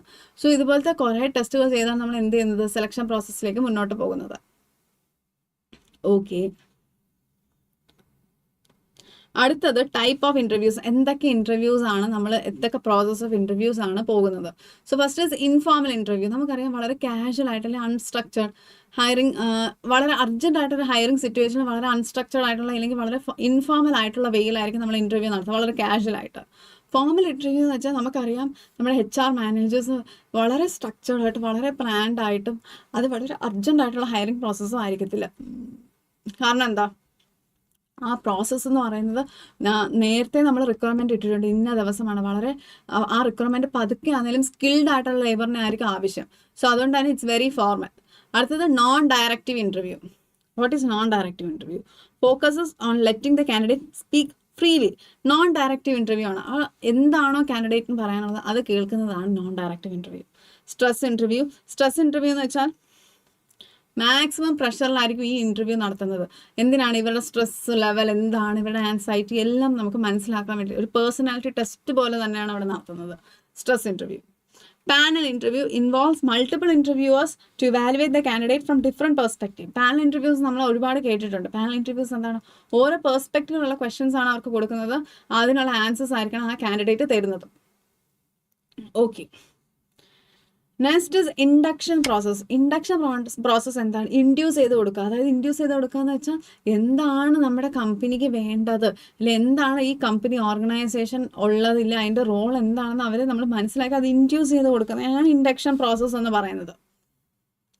Okay, induction refers to orienting new employees to the organization, helping them understand their role, company structure, policy, culture. കമ്പനിക്ക് structure ഉണ്ട്, കമ്പനിക്ക് policies ഉണ്ട്, rules and regulations ഉണ്ട്. ഇതുമായിട്ട് induce ചെയ്യുന്നത് ഇതെന്താണെന്ന് മനസ്സിലാക്കി കൊടുക്കുക, അവരെ അത് മനസ്സിലാക്കി അതുമായിട്ട് ഒത്തുപോവുക. അതിനാണ് ഇൻഡ്യൂസ് ചെയ്യുക, ഇല്ല ഇൻഡക്ഷൻ എന്ന് പറയുന്നത്. Next is benefits of induction. Helps employees build confidence. Important ആയിട്ടുള്ള ടേംസ്. ബെനിഫിറ്റ്സ് ഓഫ് ഇൻഡക്ഷൻ എന്ന് പറയുമ്പോൾ ഇത്രയും വായിക്കേണ്ട ആവശ്യമില്ല. Build confidence, first one. reduces cost, fosters commitment and good communication. ഇതാണ് ഇതിൻ്റെ ഏറ്റവും ഇമ്പോർട്ടൻറ്റ്. ബിൽഡ് കോൺഫിഡൻസ്, എംപ്ലോയീസിന് കോൺഫിഡൻസ് കൂട്ടാൻ പറ്റും.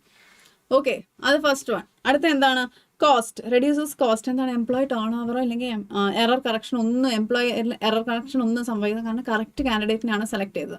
So cost reducing. Fosters commitment and good communication. എംപ്ലോയീസും ഓർഗനൈസേഷനും തമ്മിൽ നമുക്ക് എഫിഷ്യൻസിയും കമ്മിറ്റ്മെൻറ്റും കമ്മ്യൂണിക്കേഷനും എല്ലാം എന്ത് ചെയ്യാൻ പറ്റും, നമുക്ക് ഇൻക്രീസ് ചെയ്യാൻ പറ്റും. അതാണ് ഇൻഡക്ഷൻ എന്ന് പറഞ്ഞാൽ. Okay okay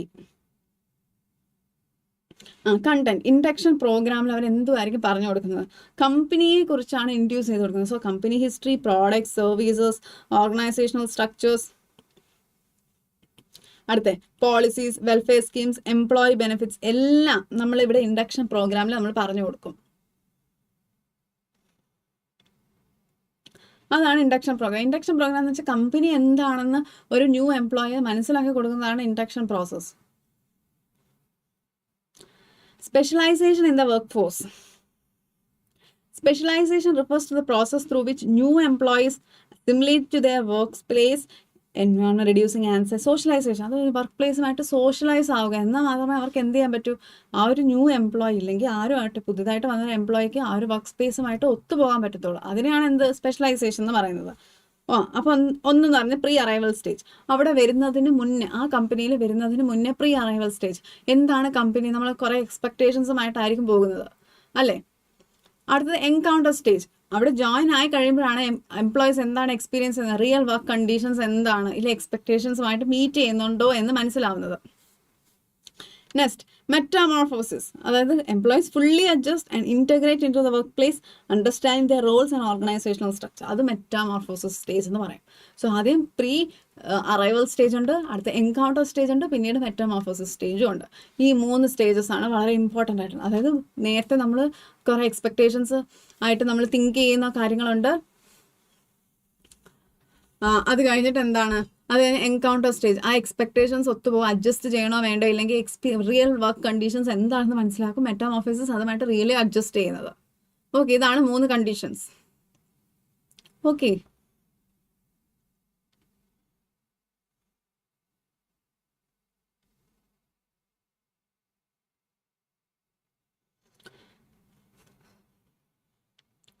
okay. സെലക്ഷൻ എന്താണെന്ന് മനസ്സിലാക്കുക. സെലക്ഷൻ പ്രോസസ്സൊക്കെ ഈസിയാണ്. ഇതിലെ ഒരു യൂണിറ്റ്സും വലിയ പാടായിട്ടൊന്നുമില്ല. നിങ്ങളത് മനസ്സിലാക്കി എടുക്കുക, അതാണ് അതിൻ്റെ ഏറ്റവും വലിയ കാര്യം. കാരണം വളരെ സിമ്പിളാണ് ഈ ചാപ്റ്റേഴ്സ് എല്ലാം. Which type of selection test assesses A candidates job specific knowledge. Job specific knowledge ഏത് ടൈപ്പ് ഓഫ് സെലക്ഷൻ ടെസ്റ്റാണ് എന്താണ് അസസ് ചെയ്യുന്നത്? കാൻഡിഡേറ്റ്സിൻ്റെ ജോബ് സ്പെസിഫിക് നോളജ് അസസ് ചെയ്യുന്നത് എന്താണെന്നാണ് ഇവർ ചോദിച്ചിരിക്കുന്നത്. Selection test. സ്കിൽ അസസ്മെൻറ്റ് നമുക്ക് പറയാൻ പറ്റുമോ? ജോബ് സ്പെസിഫിക് നോളജ്, ആ ജോബുമായിട്ട് എത്രത്തോളം നോളജ് ഉണ്ട്, ആ ജോബ് ഓക്കെ ആകുമോ, ഇങ്ങനെ ഒരു ജോബ് ടൈറ്റിൽ ഇയാൾക്ക് കൊടുത്താൽ അത് ഓക്കെ ആകുമോ എന്ന് മനസ്സിലാക്കുന്നത് സ്കിൽ അസസ് ചെയ്യാൻ പറ്റുമോ? ഇല്ല. Personality test, no. Aptitude test അല്ല. ജോബ് നോളജ് ടെസ്റ്റ്, അതാണ് എന്ത് ചെയ്യുന്നത്. ജോബ് നോളജ് ടെസ്റ്റ് നമ്മളെ എന്തിന് ഹെൽപ്പ് ചെയ്യും? Is design to assess candidates understanding of the specific knowledge and skills required for a particular job. അതെ, ആ കാൻഡിഡേറ്റ് എന്താണ് അത് മനസ്സിലായത്. ഓക്കെ, ഇതാണ് ആ ജോബിൽ വേണ്ടതില്ല, ആ ജോബിൻ്റെ റിക്വയർമെൻറ്റ് ഇതാണെന്ന് കറക്റ്റായിട്ട് ആർക്ക് മനസ്സിലാവണം? ഈ എംപ്ലോയിക്ക് മനസ്സിലായോ ഇല്ലയോ എന്നതാണ് നമ്മൾ ഈ ജോബ് നോളജ് ടെസ്റ്റിൽ യൂസ് ചെയ്യുന്നത്. Which type of interview involves asking candidate situational behavioural questions. അതായത് ഏത് ടൈപ്പ് ഓഫ് ഇൻ്റർവ്യൂവിലാണ് asking situational or behavioural questions, അത് എവിടെ ചോദിക്കൂ? നമുക്ക് പെട്ടെന്ന് തന്നെ മനസ്സിലാവും ഇങ്ങനത്തെ ക്വസ്റ്റ്യൻസ് എവിടെ കൂടുതലും ചോദിക്കും. ബിഹേവിയറൽ ഇൻ്റർവ്യൂവിൽ മാത്രമേ ചോദിക്കൂ. ബിഹേവിയറൽ ഇൻ്റർവ്യൂവിൽ എങ്ങനത്തെ ക്വസ്റ്റ്യൻസ് ആണ് ചോദിക്കുന്നത്? ഫോർ എക്സാമ്പിൾ, ഇങ്ങനെ പണ്ട് നിങ്ങൾക്ക് ഇങ്ങനെ ഒരു സാഹചര്യം നടന്നു, നിങ്ങൾ അതിനെ എങ്ങനെയാണ് ഓവർകം ചെയ്യുന്നത്, ഇല്ലെങ്കിൽ നിങ്ങൾ എന്താ പറയുന്നത്, അതിനെ എങ്ങനെ ആ സിറ്റുവേഷനെ ഹാൻഡിൽ ചെയ്യും, ഇങ്ങനത്തെ ബിഹേവിയറൽ ക്വസ്റ്റ്യൻസ് ആണ് കൂടുതലും വരുന്നത്. ഓക്കെ, ഇല്ലെങ്കിൽ സിറ്റുവേഷണൽ ഓർ ബിഹേവിയറൽ ക്വസ്റ്റ്യൻസ് അത് എവിടെയാണ് ചോദിക്കുന്നത്? ബിഹേവിയറൽ ഇൻ്റർവ്യൂസിനാണ് ചോദിക്കുന്നത്. What does the term socialisation, എന്താണ് socialisation?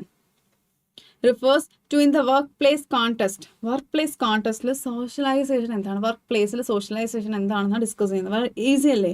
Learning and internalising organisational values and norms. എന്താണ് ഓർഗനൈസേഷൻ, അതെന്താണ്, അത് മനസ്സിലാക്കണം. എന്നാൽ മാത്രമേ ഒരു ന്യൂ എംപ്ലോയിക്ക് അവിടെ സസ്റ്റെയിൻ ചെയ്യാൻ പറ്റത്തുള്ളൂ. അതാണ് ഇവിടെ ഡിസ്കസ് ചെയ്യുന്നത്, സോഷ്യലൈസേഷനിൽ നമ്മൾ ഡിസ്കസ് ചെയ്യുന്നത്.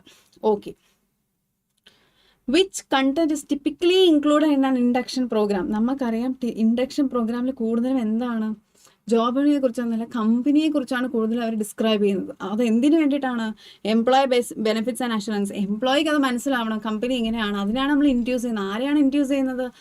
കമ്പനി ഇൻട്രൊഡ്യൂസ് ചെയ്യുന്നത് എംപ്ലോയീസിനെയാണ് ഇൻട്രൊഡ്യൂസ് ചെയ്യുന്നത്. Company rules, regulations, laws, policies എല്ലാം. Okay,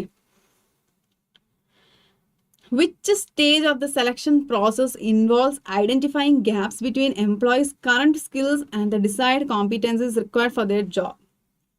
four their own. ശ്രദ്ധിച്ചത് കേൾക്കണം. Which stage of selection process involves identifying gap between employees current skills and decide competencies required for their roles. അതിന് എന്തെന്ന് പറയാം? Job analysis അല്ലേ? Job analysis എന്നാണ് പറയുന്നത്. നമ്മൾ നേരത്തെ ഗ്യാപ്പ് അനാലിസിസ് പഠിച്ച ഓർമ്മയുണ്ടോ? ഗ്യാപ്പ് അനാലിസിസിൽ നമ്മൾ എന്താ ഡിസ്കസ് ചെയ്തത്? HR എന്ത് ചെയ്യും? ഇപ്പോഴത്തെ കറണ്ടും ഫ്യൂച്ചറുമായിട്ടുള്ള വർക്ക് എന്താണ്, അവിടുത്തെ വർക്ക് ഫോഴ്സ് ഓക്കെ ആണോ അല്ലയോ, ഇല്ലെങ്കിൽ ഇനി റിക്വയർമെന്റ്സ് എന്താണ്, അതൊരു പ്രൈമറി ആയിട്ടുള്ള ഒബ്ജക്റ്റീവ് ആണ് നമ്മൾ ഡിസ്കസ് ചെയ്യുന്നത്. ഇവിടെ ജോബ് അനാലിസിസിൽ എന്താണ് ചെയ്യുന്നത്? ജോബ് അനാലിസിസിൽ കറണ്ട് എംപ്ലോയീസ് അല്ലെങ്കിൽ ആ ഗ്യാപ്പ് എംപ്ലോയീസിന്റെ കറണ്ട് സ്കിൽസും എന്താണ് ഡിസൈഡ് കോമ്പീറ്റൻസിയും. കറണ്ട് സ്കിൽസ് എന്ന് പറയുന്നത് ഇപ്പം കറണ്ട് സ്കിൽസ് എന്തോ ആയിക്കോട്ടെ, ഡിസൈഡ് കോമ്പീറ്റൻസി ഒരു ഓർഗനൈസേഷന് ഇപ്പോൾ ഒരു ഗോൾ ഉണ്ട്, ഇല്ല അത് അച്ചീവ് ചെയ്യാൻ വേണ്ടിയിട്ട് ഇത്രത്തോളം സ്കിൽസ് ഇല്ലെങ്കിൽ 10% സെയിൽസ് ഇപ്പോൾ ഇൻക്രീസ് ചെയ്യണം എന്ന് പറയുന്നത് ഒരു അച്ചീവ്മെൻറ്റിലേക്ക്, ഇല്ലെങ്കിൽ ഈ ഒരു ഡിസൈഡ് ആയിട്ടുള്ള റിസൾട്ട് കിട്ടണമെങ്കിൽ എന്ത് ചെയ്യണം? അവിടുത്തെ എംപ്ലോയീസ് വർക്ക് ചെയ്യണം. അതിലേക്ക് എത്താൻ പറ്റുന്ന എംപ്ലോയീസിൽ വർക്ക് ഫോഴ്സ് നമുക്കിപ്പോൾ നിലവിലുണ്ടോ, അവരുടെ കറണ്ട് സ്കിൽസ് അനലൈസ് ചെയ്യുന്നതാണ് എന്ത്? Job analysis. Okay. Next is what is the purpose of an induction programme? Induction programme എന്താണ്? Integrate new employees into the organisation. ഓർഗനൈസേഷനിലേക്ക് ഇൻറ്റഗ്രേറ്റ് ചെയ്യുക, അതിലേക്ക് ഒരു ഭാഗമാക്കുക. അതാണ് എന്ത്? ഇൻഡക്ഷൻ പ്രോഗ്രാമിൻ്റെ പർപ്പസ് എന്ന് പറയുന്നത്. ഓക്കെ, നമ്മൾ ഭംഗിയായിട്ട് 5th യൂണിറ്റും തീർത്തിരിക്കുന്നു. ഇനി നമുക്ക് വളരെ 3 യൂണിറ്റ്സ് മാത്രമേ ഉള്ളൂ. 6 അത് ട്രെയിനിങ് ആണ് നമ്മുടെ 6th യൂണിറ്റ്. 6, 7 and 8. ഇന്ന് നമ്മൾ പറഞ്ഞല്ലോ 8 യൂണിറ്റ്സ് ആണ് ഇന്ന് നമ്മൾ ഡിസ്കസ് ചെയ്യുന്നത്. ഓക്കെ, നമ്മൾ ഇനിയും ഡിസ്കസ് ചെയ്യുന്നത് യൂണിറ്റ് 6 ട്രെയിനിങ് ആണ് ഡിസ്കസ് ചെയ്യുന്നത്. ഓക്കെ, ട്രെയിനിങ്ങിൽ നമ്മൾ എന്താണ് എന്തിനാണ് ട്രെയിനിങ് പ്രോഗ്രാം കൊടുക്കുന്നത്? ട്രെയിനിങ് പ്രോഗ്രാം കൊടുക്കുന്നത് വെച്ചാൽ നമ്മുടെ എഫിഷ്യൻസിയും productivity enhances efficiency and productivity. എന്താണ് എൻഹാൻസസ് എഫിഷ്യൻസി? എന്തിനു വേണ്ടിയിട്ടാണ് എഫിഷ്യൻ്റ് ആയിട്ടും നമ്മൾ പ്രൊഡക്റ്റീവായിട്ടും വർക്ക് ചെയ്യുന്നത്? നമ്മൾ ട്രെയിനിങ് പ്രോഗ്രാംസ് അതിന് വേണ്ടിയിട്ടാണ് കണ്ടക്ട് ചെയ്യുന്നത്. ഇനി 4 മെയിൻ ടൈപ്സ് എന്ന് വെച്ചാൽ ഏതൊക്കെ മെയിൻ ടൈപ്സ് ഓഫ് കാറ്റഗറി? എന്തിനു വേണ്ടിയിട്ടാണ് ട്രെയിനിങ് കൊടുക്കുന്നത്? ഒന്ന്, ന്യൂ എംപ്ലോയീസ്. നമുക്ക് പുതുതായിട്ട് എംപ്ലോയീസ് വന്നു.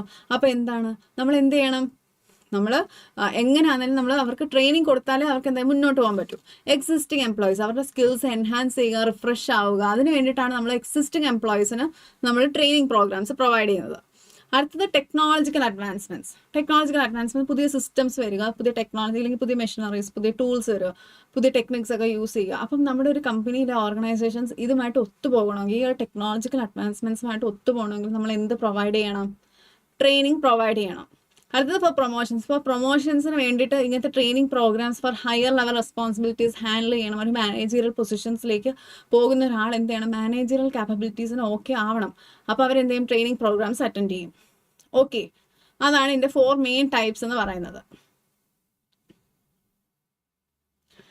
അടുത്തത് ബെനിഫിറ്റ്സ് ഓഫ് ട്രെയിനിങ്. ഇങ്ങനെ ട്രെയിനിങ് ചെയ്താൽ ട്രെയിനിങ് കിട്ടുകയാണെങ്കിൽ എന്താണ് ബെനിഫിറ്റ്സ് എന്നാണ് നമ്മൾ ഡിസ്കസ് ചെയ്യുന്നത്. Benefits of training. First, improves morale. Like training കിട്ടുമ്പോൾ എന്താണ്? ഒരു ന്യൂ എംപ്ലോയിക്ക് ട്രെയിനിങ് കിട്ടുവാണെങ്കിൽ അവർക്ക് എന്താണ്? അവർക്ക് ജോബ് സെക്യൂരിറ്റിയിൽ ജോബ് സാറ്റിസ്ഫാക്ഷൻ ഉണ്ട്. ഓക്കെ, എനിക്കും എന്തെങ്കിലുമൊക്കെ അറിയാം, ഞാൻ ഇതൊക്കെ പഠിച്ചു.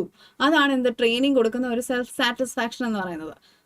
Next, requires less supervision. അതായത് ലെസ് സൂപ്പർവിഷൻ എന്ന് വെച്ചാൽ ട്രെയിൻഡ് ആയിട്ടുള്ള എംപ്ലോയി ആണെങ്കിൽ നമുക്ക് ഒരുപാട് അയാളുടെ എന്താണ് ഓക്കെ ഇന്ന ചെയ്യണം എന്ന് പറയേണ്ട ആവശ്യമില്ല. അത് ടാസ്ക് വളരെ ഓക്കെ ആയിട്ട് തന്നെ മുന്നോട്ട് കൊണ്ടുപോകും. ലൈക്ക് കണ്ടിന്യൂസ് ആയിട്ട് കറക്റ്റ് ആയിട്ട് തന്നെ കൊണ്ടുപോകും. റെഡ്യൂസസ് ആക്സിഡൻസ് എന്ന് പറയുന്നത് എന്താണ്? ഇപ്പോൾ മെഷീനറീസുമായിട്ട് വർക്ക് ചെയ്യുന്ന ആൾക്കാരാണെങ്കിൽ ഫോർ എക്സാമ്പിൾ നമ്മൾ അവർക്ക് ഒട്ടും ട്രെയിനിങ് കൊടുത്തില്ല, ഒരു പ്രോഗ്രാംസും പ്രൊവൈഡ് ചെയ്യാതെ തന്നെ ഇപ്പം അവരെ മെഷീൻസ് എന്തെങ്കിലുമൊക്കെ നമ്മൾ ഹാൻഡ് ഓവർ ചെയ്യുകയാണെങ്കിൽ അവിടെ എന്ത് സംഭവിക്കും? ആക്സിഡൻസ് അല്ലെങ്കിൽ എന്തെങ്കിലുമൊക്കെ ഒരു പിഴവുകൾ അവിടെ സംഭവിക്കും. സോ അത് നമുക്ക് കുറയ്ക്കാനും നമ്മളെ എന്ത് സഹായിക്കും? ട്രെയിനിങ് പ്രോഗ്രാംസ് നമ്മളെ ഹെൽപ്പ് ചെയ്യും. ഇൻക്രീസസ് പ്രൊഡക്ടിവിറ്റി എന്ന് വെച്ചാൽ both quality and quantity. Training കൊടുക്കുമ്പോൾ അവർ കൂടുതൽ പ്രൊഡക്റ്റീവ് ആവും. കാരണം അവരുടെ സ്കിൽസ് അവർ മാക്സിമം എൻഹാൻസ് ചെയ്തിട്ടുണ്ട്. അതുകൊണ്ട് തന്നെ ഇവിടെ എന്ത് സംഭവിക്കും? പ്രൊഡക്റ്റീവായിട്ട് നമുക്ക്. അതുകൊണ്ടാണ് മെയിനിൽ നമ്മൾ ഡിസ്കസ് ചെയ്യുന്നത് എൻഹാൻസസ് എഫിഷ്യൻസി ആൻഡ് പ്രൊഡക്ടിവിറ്റി.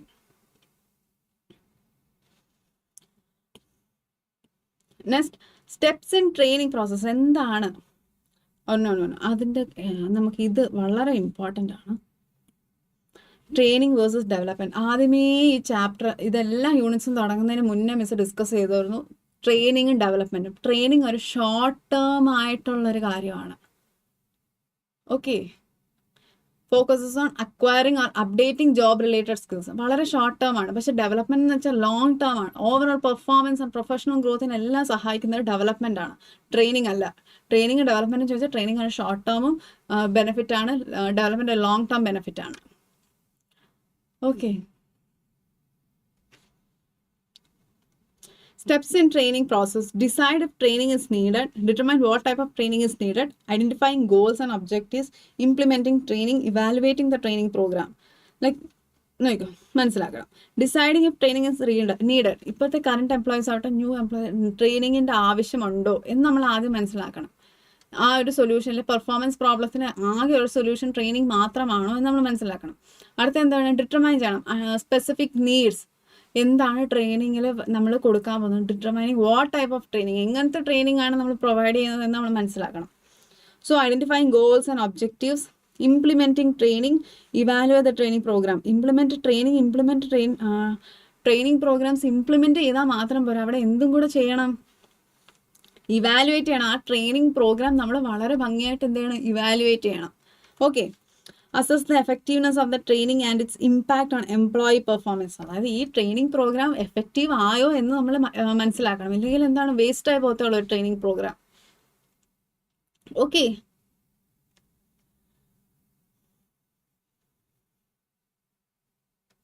അതെ, executive development programme focuses on developing leadership skills, adaptability. ഇവിടെ എന്താ, ഡെവലപ്മെന്റ് പ്രോഗ്രാം ട്രെയിനിങ് കഴിഞ്ഞു, എക്സിക്യൂട്ടീവ് ഡെവലപ്മെന്റ് പ്രോഗ്രാംസ് ആണ് പറയുന്നത്. ഇവിടെ എന്താണ്, development leadership skills, adaptability, decision making abilities, ഇതൊക്കെ എന്താ ലോങ് ടേമിലേക്ക് ആവശ്യമുള്ളത്. അതുകൊണ്ട് തന്നെ എക്സിക്യൂട്ടിംഗ് ഡെവലപ്മെന്റ് പ്രോഗ്രാംസ് വളരെ ഇമ്പോർട്ടൻ്റ് ആണ്. ട്രെയിനിങ് പ്രോഗ്രാംസ് പോലെ അല്ല, development programmes is entirely different. Okay, ശരി. അടുത്തത് training methods. On the job training methods ഉണ്ട്, of the job training methods ഉണ്ട്. എന്താണ് on the job training methods, അറിയാമോ ആർക്കെങ്കിലും? Okay. Apprenticeships, job rotation, job instruction, coaching. On the job അതായത് എന്താണ്, നമ്മൾ ഓൺ ദ ജോബ് അവിടെ നിന്നുകൊണ്ട് ജോബ് റൊട്ടേറ്റ് ചെയ്യുക. ഓക്കെ, ഇന്ന സ്കില്ലിന് വേണ്ടി നമ്മൾ പ്രത്യേകം ട്രെയിനിങ് ഒന്നും കൊടുക്കുന്നില്ല, അതിന് വരെ നമ്മൾ ജോബ് റൊട്ടേഷൻ ചെയ്യുമ്പോൾ തന്നെ സ്കിൽസ് എൻഹാൻസ് ചെയ്യുന്നത് നമുക്ക് തോന്നി, അപ്പോൾ നമ്മൾ ജോബ് റൊട്ടേഷൻ മാത്രം കൊടുക്കും. ഇൻറ്റേർണലി നമുക്കത് പ്രൊവൈഡ് ചെയ്യാൻ പറ്റും. പക്ഷേ ഓഫ് ദ ജോബ് ട്രെയിനിങ് എന്ന് പറയുമ്പോൾ നമ്മൾ ലെക്ചേഴ്സ് പ്രൊവൈഡ് ചെയ്യുക, ഡിസ്കഷൻസ് കൊടുക്കുക, സെമിനാർസ് കൊടുക്കുക, ഇതൊക്കെ എന്താണ്, ഓഫ് ദ ജോബ് ആണ്, ഓഫ് ദ ജോബ് ട്രെയിനിങ് ആണെന്ന് നമുക്ക് മനസ്സിലാവണം. ഓക്കെ. ഇനി അടുത്ത് കീ ട്രെയിനിങ് മെത്തേഡ്സ് ഓവർവ്യൂ. ഇനി കീ ട്രെയിനിങ് മെത്തേഡ്സ് ആണ് ഡിസ്കസ് ചെയ്യുന്നത്. Role playing, business game, sensory training. Like key training methods overview. ഇപ്പോൾ ട്രെയിനിങ് മെത്തേഡ്സ് നമ്മൾ പ്രൊവൈഡ് ചെയ്ത് അതിൻ്റെ ഓവർവ്യൂ ആണ് നമ്മൾ ചെയ്യുന്നത്. Role playing helps trainees develop leadership and decision making. അതായത് റോൾ പ്ലേ പോലത്തെ ഒരു റോളാണ് നമ്മൾ കൊടുക്കുന്നത്. അതായത് അവരെന്ത് ചെയ്യും, അവരവരുടെ റോൾസ് ഡിസ്പ്ലേ ചെയ്യും, വളരെ ഭംഗിയായിട്ട് ഡിസ്പ്ലേ ചെയ്യാനും ആ എംപ്ലോയീസിനെ നമുക്ക് എഫിഷ്യൻ്റ് ആയിട്ട് യൂട്ടിലൈസ് ചെയ്യാനും പറ്റും. Trainees develop leadership and decision making skills. അതൊന്ന്. Business games, simulations that replicate business situations to improve decisions. Business games അതായത് സിമുലേഷൻസ് ആണ് നമ്മളവിടെ പ്രൊവൈഡ് ചെയ്യുന്നത്. അങ്ങനെ എന്ത് ചെയ്യാൻ പറ്റും, ബിസിനസ് സിറ്റുവേഷൻസിനെ തന്നെ റെപ്ലിക്കേറ്റ് ചെയ്ത് കൊടുക്കുക. അപ്പോൾ അവർ അത് കറക്റ്റായിട്ട് ചെയ്യുന്നോ ഇല്ലയോ, ഇല്ലെങ്കിൽ ആ ഒരു എംപ്ലോയി ആ ട്രെയിനിങ് പ്രോസസ്സ് ഓക്കെ ആയിട്ട് കൊണ്ടുപോകുന്നുണ്ടോ ഇല്ലയോ നമുക്ക് നോക്കി മനസ്സിലാക്കാൻ പറ്റും. Then sensory training. Sensory training is very easy. It's like focusing on understanding individual behaviour. ഒരു ഇൻഡിവിജ്വലിൻ്റെ ബിഹേവിയറിനെ ഫോക്കസ് ചെയ്യുക, അണ്ടർസ്റ്റാൻഡ് ചെയ്യുക, അതാണ് നമ്മൾ എവിടെ മനസ്സിലാക്കേണ്ടത്. Sensory training or T groups എന്നാണ് പറയുന്നത്. ഓക്കെ. അടുത്തതാണ് technological approaches like computer based training. ഇത് വളരെ എഫക്റ്റീവ് ആണ്, ഫ്ലെക്സിബിൾ ആണ്, കോസ്റ്റ് എഫക്റ്റീവ് ആണ് കമ്പ്യൂട്ടർ ബേസ്ഡ് ട്രെയിനിങ്സ് പ്രോഗ്രാം എന്ന് പറയുന്നത്. ഓക്കെ.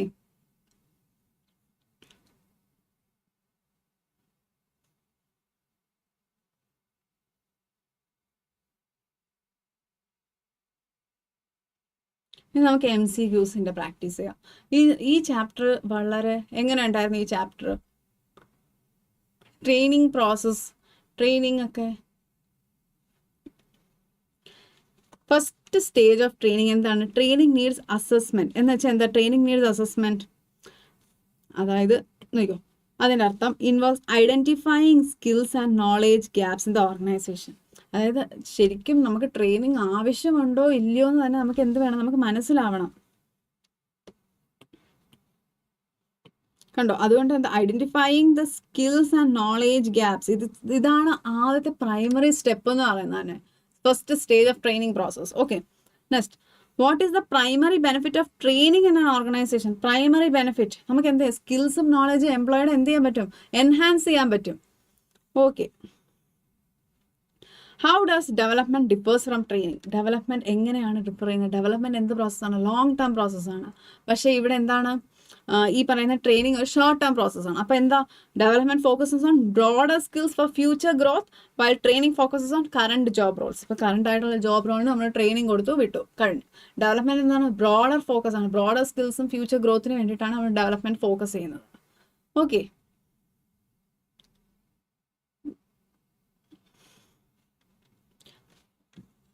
ഇനി നമ്മൾ ഡിസ്കസ് ചെയ്യുന്നത് performance management system, unit 7 performance management system.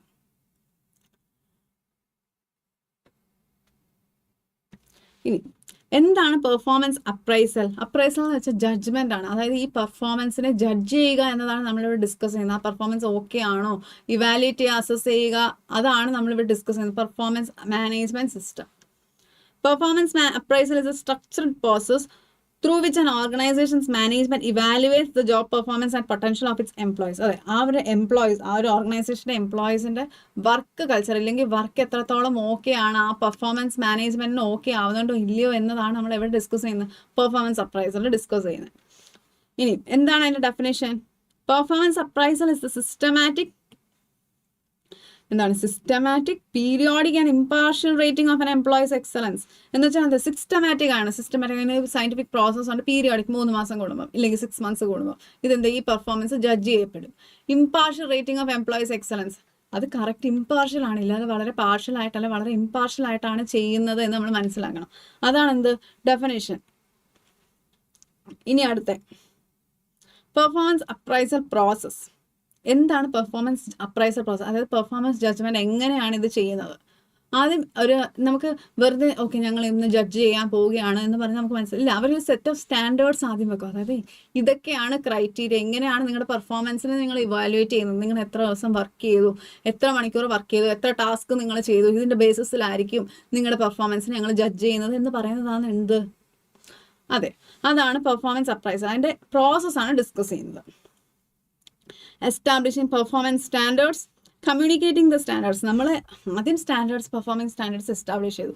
ഇത് നമ്മൾ അറിയിക്കണം, നമ്മൾ എസ്റ്റാബ്ലിഷ് ചെയ്യണം, അവരിലേക്ക് കമ്മ്യൂണിക്കേറ്റ് ചെയ്ത് നമ്മൾ കൊണ്ടുവരണം.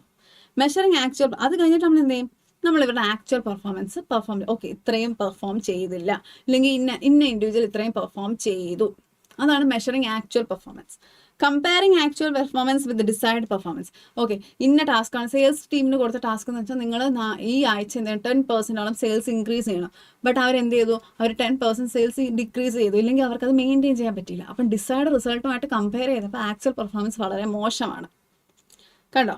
ഡിസ്കസിങ് റിസൾട്ട്സ്, ഈ റിസൾട്ട്സ് വെച്ച് നമ്മൾ എന്ത് ചെയ്യും, ഫീഡ്ബാക്ക് കൊടുക്കും. സോ ഇതാണ് എന്ത് പ്രോസസ്സ് എന്ന് പറയുന്നത്, performance appraisal process.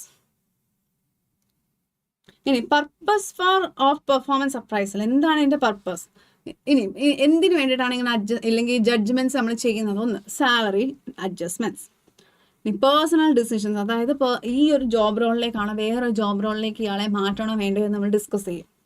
Training and development, validating the selection process and motivation. ഒരു മോട്ടിവേഷന് വേണ്ടിയിട്ടൊക്കെയാണ് നമ്മൾ എന്ത് ചെയ്യുന്നത്, ഇതിൻ്റെ പർപ്പസ്, അതായത് പെർഫോമൻസ് അപ്രൈസലിൻ്റെ പർപ്പസ് എന്ന് പറയുന്നത്. Okay, next is methods of performance appraisal. എന്താണ് ഇതിൻ്റെ മെത്തേഡ്സ്? പെർഫോമൻസ് അപ്രൈസലിൻ്റെ മെത്തേഡ്സ് ആണ് ഡിസ്കസ് ചെയ്യുന്നത്. ഒന്ന്, ട്രഡീഷണൽ മെത്തേഡ്സ്, റാങ്കിങ് മെത്തേഡ് 1 2 3 4 5, അതായത് ബെസ്റ്റ് വേസ്റ്റ് ആയിട്ട് നമ്മൾ എന്ത് ചെയ്യും, റാങ്ക് ചെയ്യും. അതൊന്ന്. പെയർഡ് കമ്പാരിസൺ, രണ്ടുപേരെ നമ്മൾ ടീം ആക്കിക്കൊണ്ട് നമ്മൾ അവരെ പെയർ ചെയ്ത് കമ്പയർ ചെയ്യുന്നതാണ് പെയർഡ് കമ്പാരിസൺ മെത്തേഡ് എന്ന് പറയുന്നത്.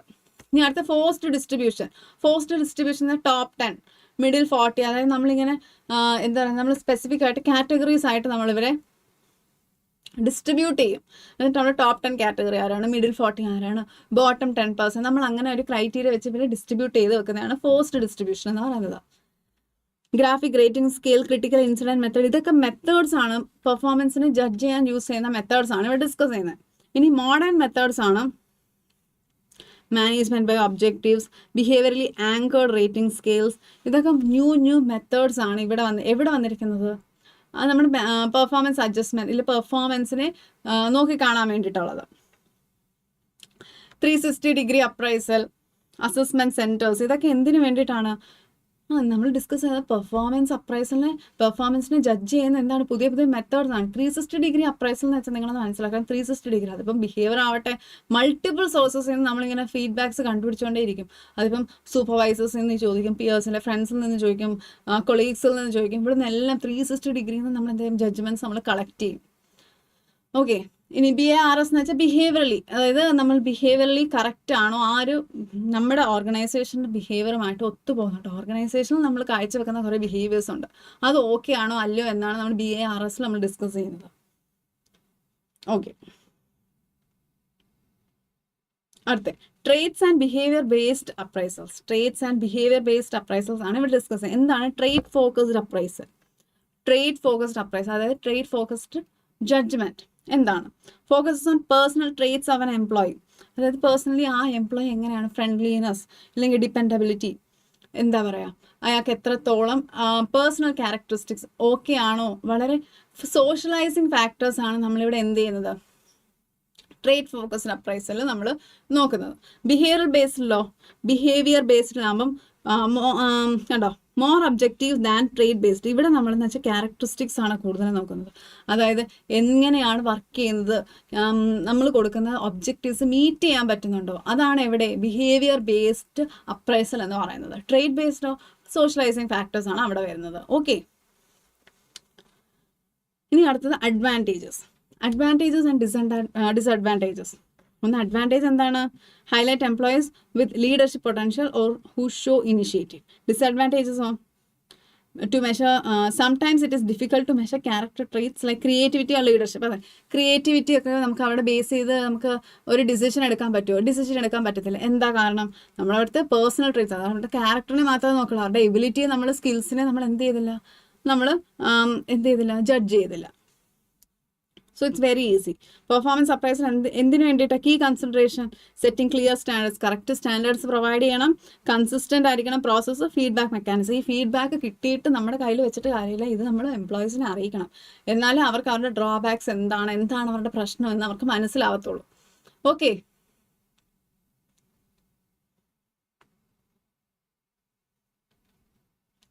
What is the main objective of a performance management system? ഒരു performance management systemത്തിന്റെ main objective to align individual performance with organizational goals. എന്താണ്? ഇൻഡിവിജ്വലിന്റെ പെർഫോമൻസ് ഓർഗനൈസേഷന്റെ ഗോൾസ് ഒബ്ജക്റ്റീവ്സുമായിട്ട് ഒത്തുപോകുക. Next, which method of performance appraisal focuses on evaluating an employee's personal attributes and trait? Trait based method. നമ്മളിപ്പോൾ discuss ചെയ്തത് എന്താണ് trait based method എന്ന്. Which of the following is a component of the performance management system? Performance management system. Employee recruitment ആണോ? അല്ല. Payroll ആണോ? Inventory ആണോ? അല്ല. കാരണം എന്താ? പെർഫോമൻസ് അപ്രൈസൽ തന്നെയാണ് പെർഫോമൻസ് മാനേജ്മെന്റ് സിസ്റ്റത്തിന്റെ ഏറ്റവും വലിയ കോമ്പണന്റ് പെർഫോമൻസ് അപ്രൈസൽ ആണ്. What is the purpose of performance appraisal? Performance അപ്രൈസലിന്റെ പർപ്പസ് എന്താണ്? എന്തിനു വേണ്ടിയിട്ടാണ് ചെയ്യുന്നത്? To provide feedback, assess employee, എന്താണ് പെർഫോമൻസ്, എംപ്ലോയിയുടെ പെർഫോമൻസ് എങ്ങനെയാണ് അത് അസസ് ചെയ്യുക, അയാൾക്ക് ഫീഡ്ബാക്ക് കൊടുക്കുക. Which performance appraisal method emphasizes assessing an employee's achieved outcomes and results? Which performance appraisal? ശ്രദ്ധിച്ചേക്കണം. Method emphasizes assessing an employee's achieved outcomes and results. അതാണ് result based methods. Result based methods അല്ലെങ്കിൽ result based appraisal എന്താണ്? അയാളുടെ results maximum അയാൾ results സൃഷ്ടിക്കുന്നുണ്ടോ എന്ന് base ചെയ്തിട്ടാണ് അവിടെ എന്ത് ചെയ്യുന്നത്? പെർഫോമൻസ് അപ്രൈസൽ നമ്മൾ ചെയ്യുന്നത്. Which of the following is a benefit of performance appraisal? Enhanced communities and feedback. അതെ, നമുക്ക് ഫീഡ്ബാക്സ് കൊടുക്കാൻ പറ്റും. It's very important. ആ വാക്ക് കളയാനേ പാടില്ല, മറന്നു പോകാനും പാടില്ല. പെർഫോമൻസ് അപ്രൈസൽ ഫീഡ്ബാക്സിന് വേണ്ടി അസസ് ചെയ്യാനും വേണ്ടിയിട്ടാണ്. Which method of performance appraisal involves supervisors recording specific incidents of exemplary or poor performance? ഇനി ശ്രദ്ധിക്കണം, ഏത് പെർഫോമൻസ് അപ്രൈസലിലാണ് supervisors recording specific incidents of വളരെ പൂവർ ആയിട്ടാവാം, എക്സംപ്ലറി ആവാം, ഇത് രണ്ടും എവിടെയാണ് റെക്കോർഡ് ചെയ്യുന്നതാണ് ചോദിക്കുന്നത്. ക്രിട്ടിക്കൽ ഇൻസിഡൻസ് ടെക്നിക്ക്, അത് മറക്കരുത്. ക്രിട്ടിക്കൽ ഇൻസിഡൻസ് ടെക്നിക്കിലാണ് എന്ത് ചെയ്യുന്നത്? ഈ ഒരു മെത്തേഡിലാണ് നമ്മൾ എന്ത് യൂസ് ചെയ്യുന്നത്? Specific incidents of exemplary, poor performance ആവട്ടെ എക്സംപ്ലറി പെർഫോമൻസ് ആവട്ടെ, ഇത് നമ്മൾ റെക്കോർഡ് ചെയ്യുന്നത്.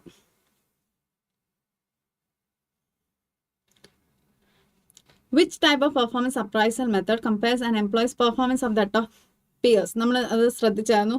Relative based method.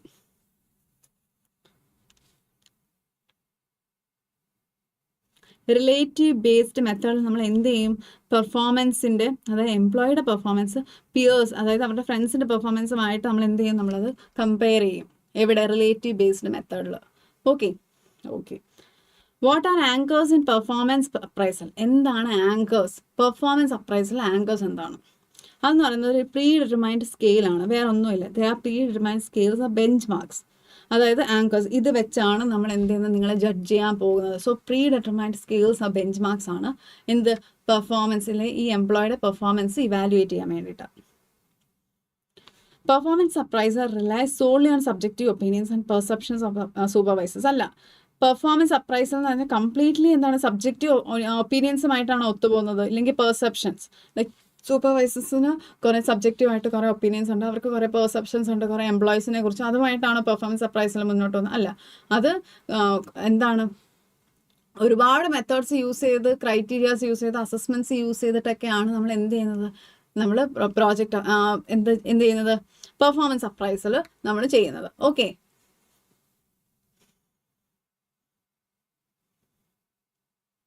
ഇനി നമ്മൾ ലാസ്റ്റായിട്ട് ഡിസ്കസ് ചെയ്യാൻ പോകുന്നത് എന്താണ്? കോമ്പൻസേഷൻ ആൻഡ് പ്രൊമോഷൻസ് ആണ് നമ്മൾ ഡിസ്കസ് ചെയ്യുന്നത്. എന്താണ് കോമ്പൻസേഷൻ, എന്താണ് പ്രൊമോഷൻ?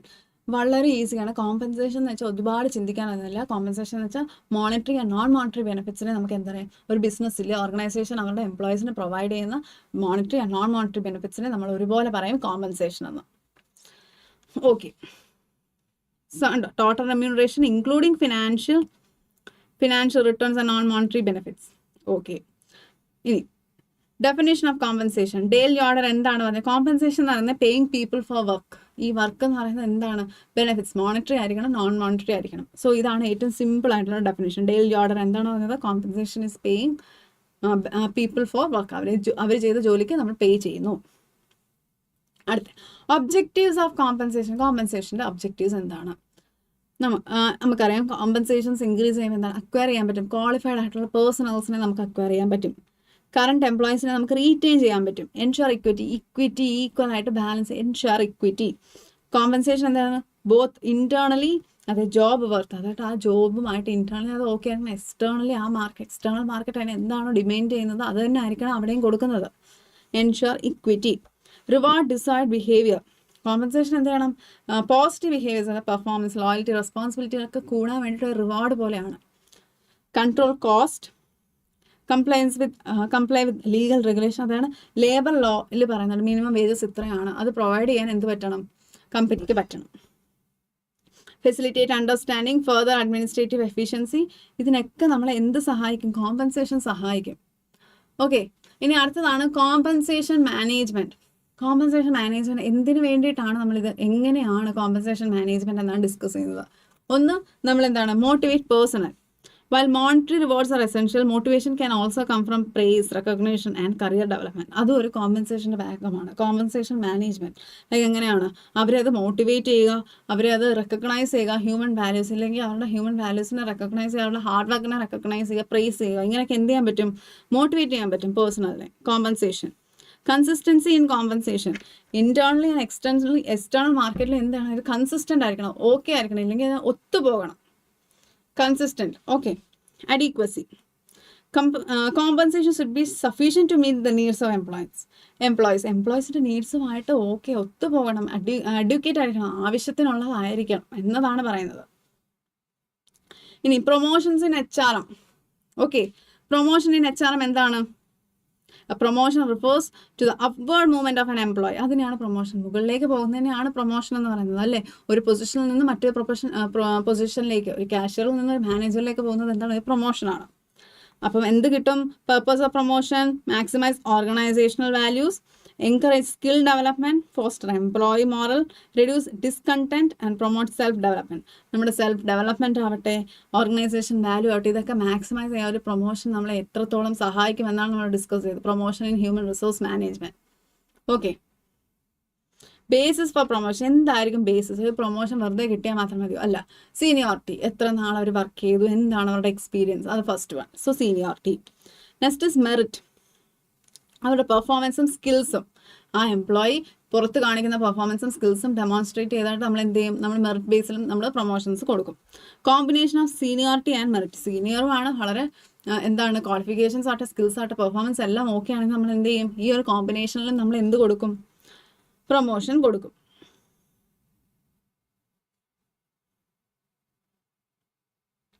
സീനിയോറിറ്റി എന്താണ്, seniority as A basis for promotion, provides objective criteria four promotion. ഇതൊക്കെ ക്രൈറ്റീരിയ, മെറിറ്റ് ബേസിസ്, ഇതൊക്കെ എന്താണെന്ന് ഡിസ്കസ് ചെയ്യാം. നമുക്കറിയാം സീനിയോറിറ്റി ഒരുപാട് നാളത്തെ എന്താണ് എക്സ്പീരിയൻസ് നമുക്ക് സീനിയോറിറ്റി എന്ന് പറയും അല്ലെ, എക്സ്പീരിയൻസസ് ആണ് അവിടെ വരുന്നത്.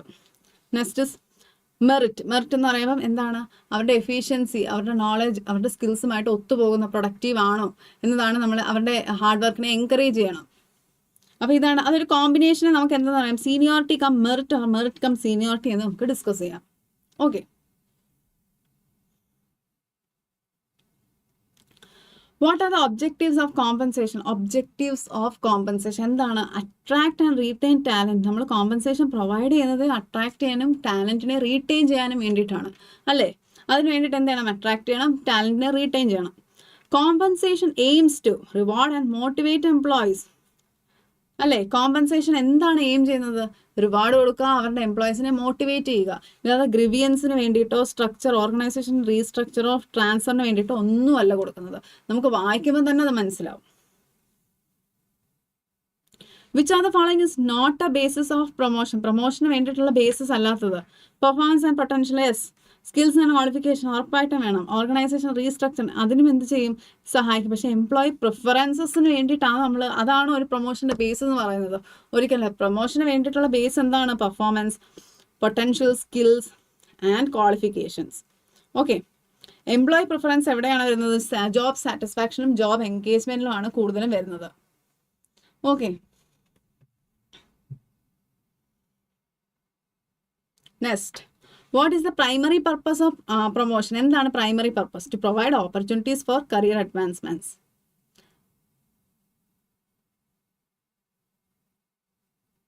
അല്ലേ, പ്രൈമറി പർപ്പസ് ഓഫ് പ്രൊമോഷൻ, ഒരു പ്രൊമോഷൻ്റെ primary purpose to provide opportunities for career advancements. ഒരു പ്രൊമോഷൻ ഒരു കരിയർ അഡ്വാൻസ്മെന്റിന് ഏറ്റവും വലിയൊരു ഓപ്പർച്യൂണിറ്റി തന്നെയാണ്.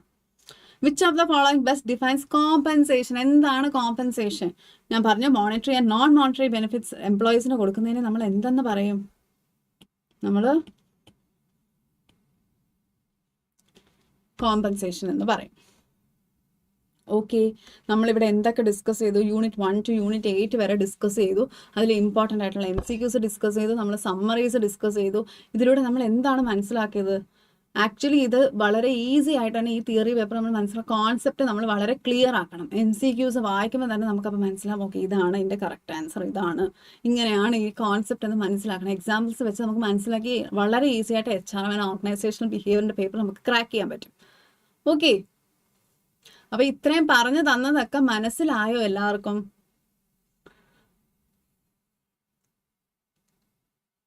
നമ്മൾ വളരെ ഭംഗിയായിട്ട് അടിപൊളിയായിട്ട് നമ്മൾ എന്ത് ചെയ്തു, നമ്മൾ 8 യൂണിറ്റും ഇന്ന് തീർത്തു. നമ്മൾ ഇതേ സമയം നാളെ എന്ത് ചെയ്യും, ബാക്കി 7 യൂണിറ്റ്സും തീർക്കുന്നതായിരിക്കും.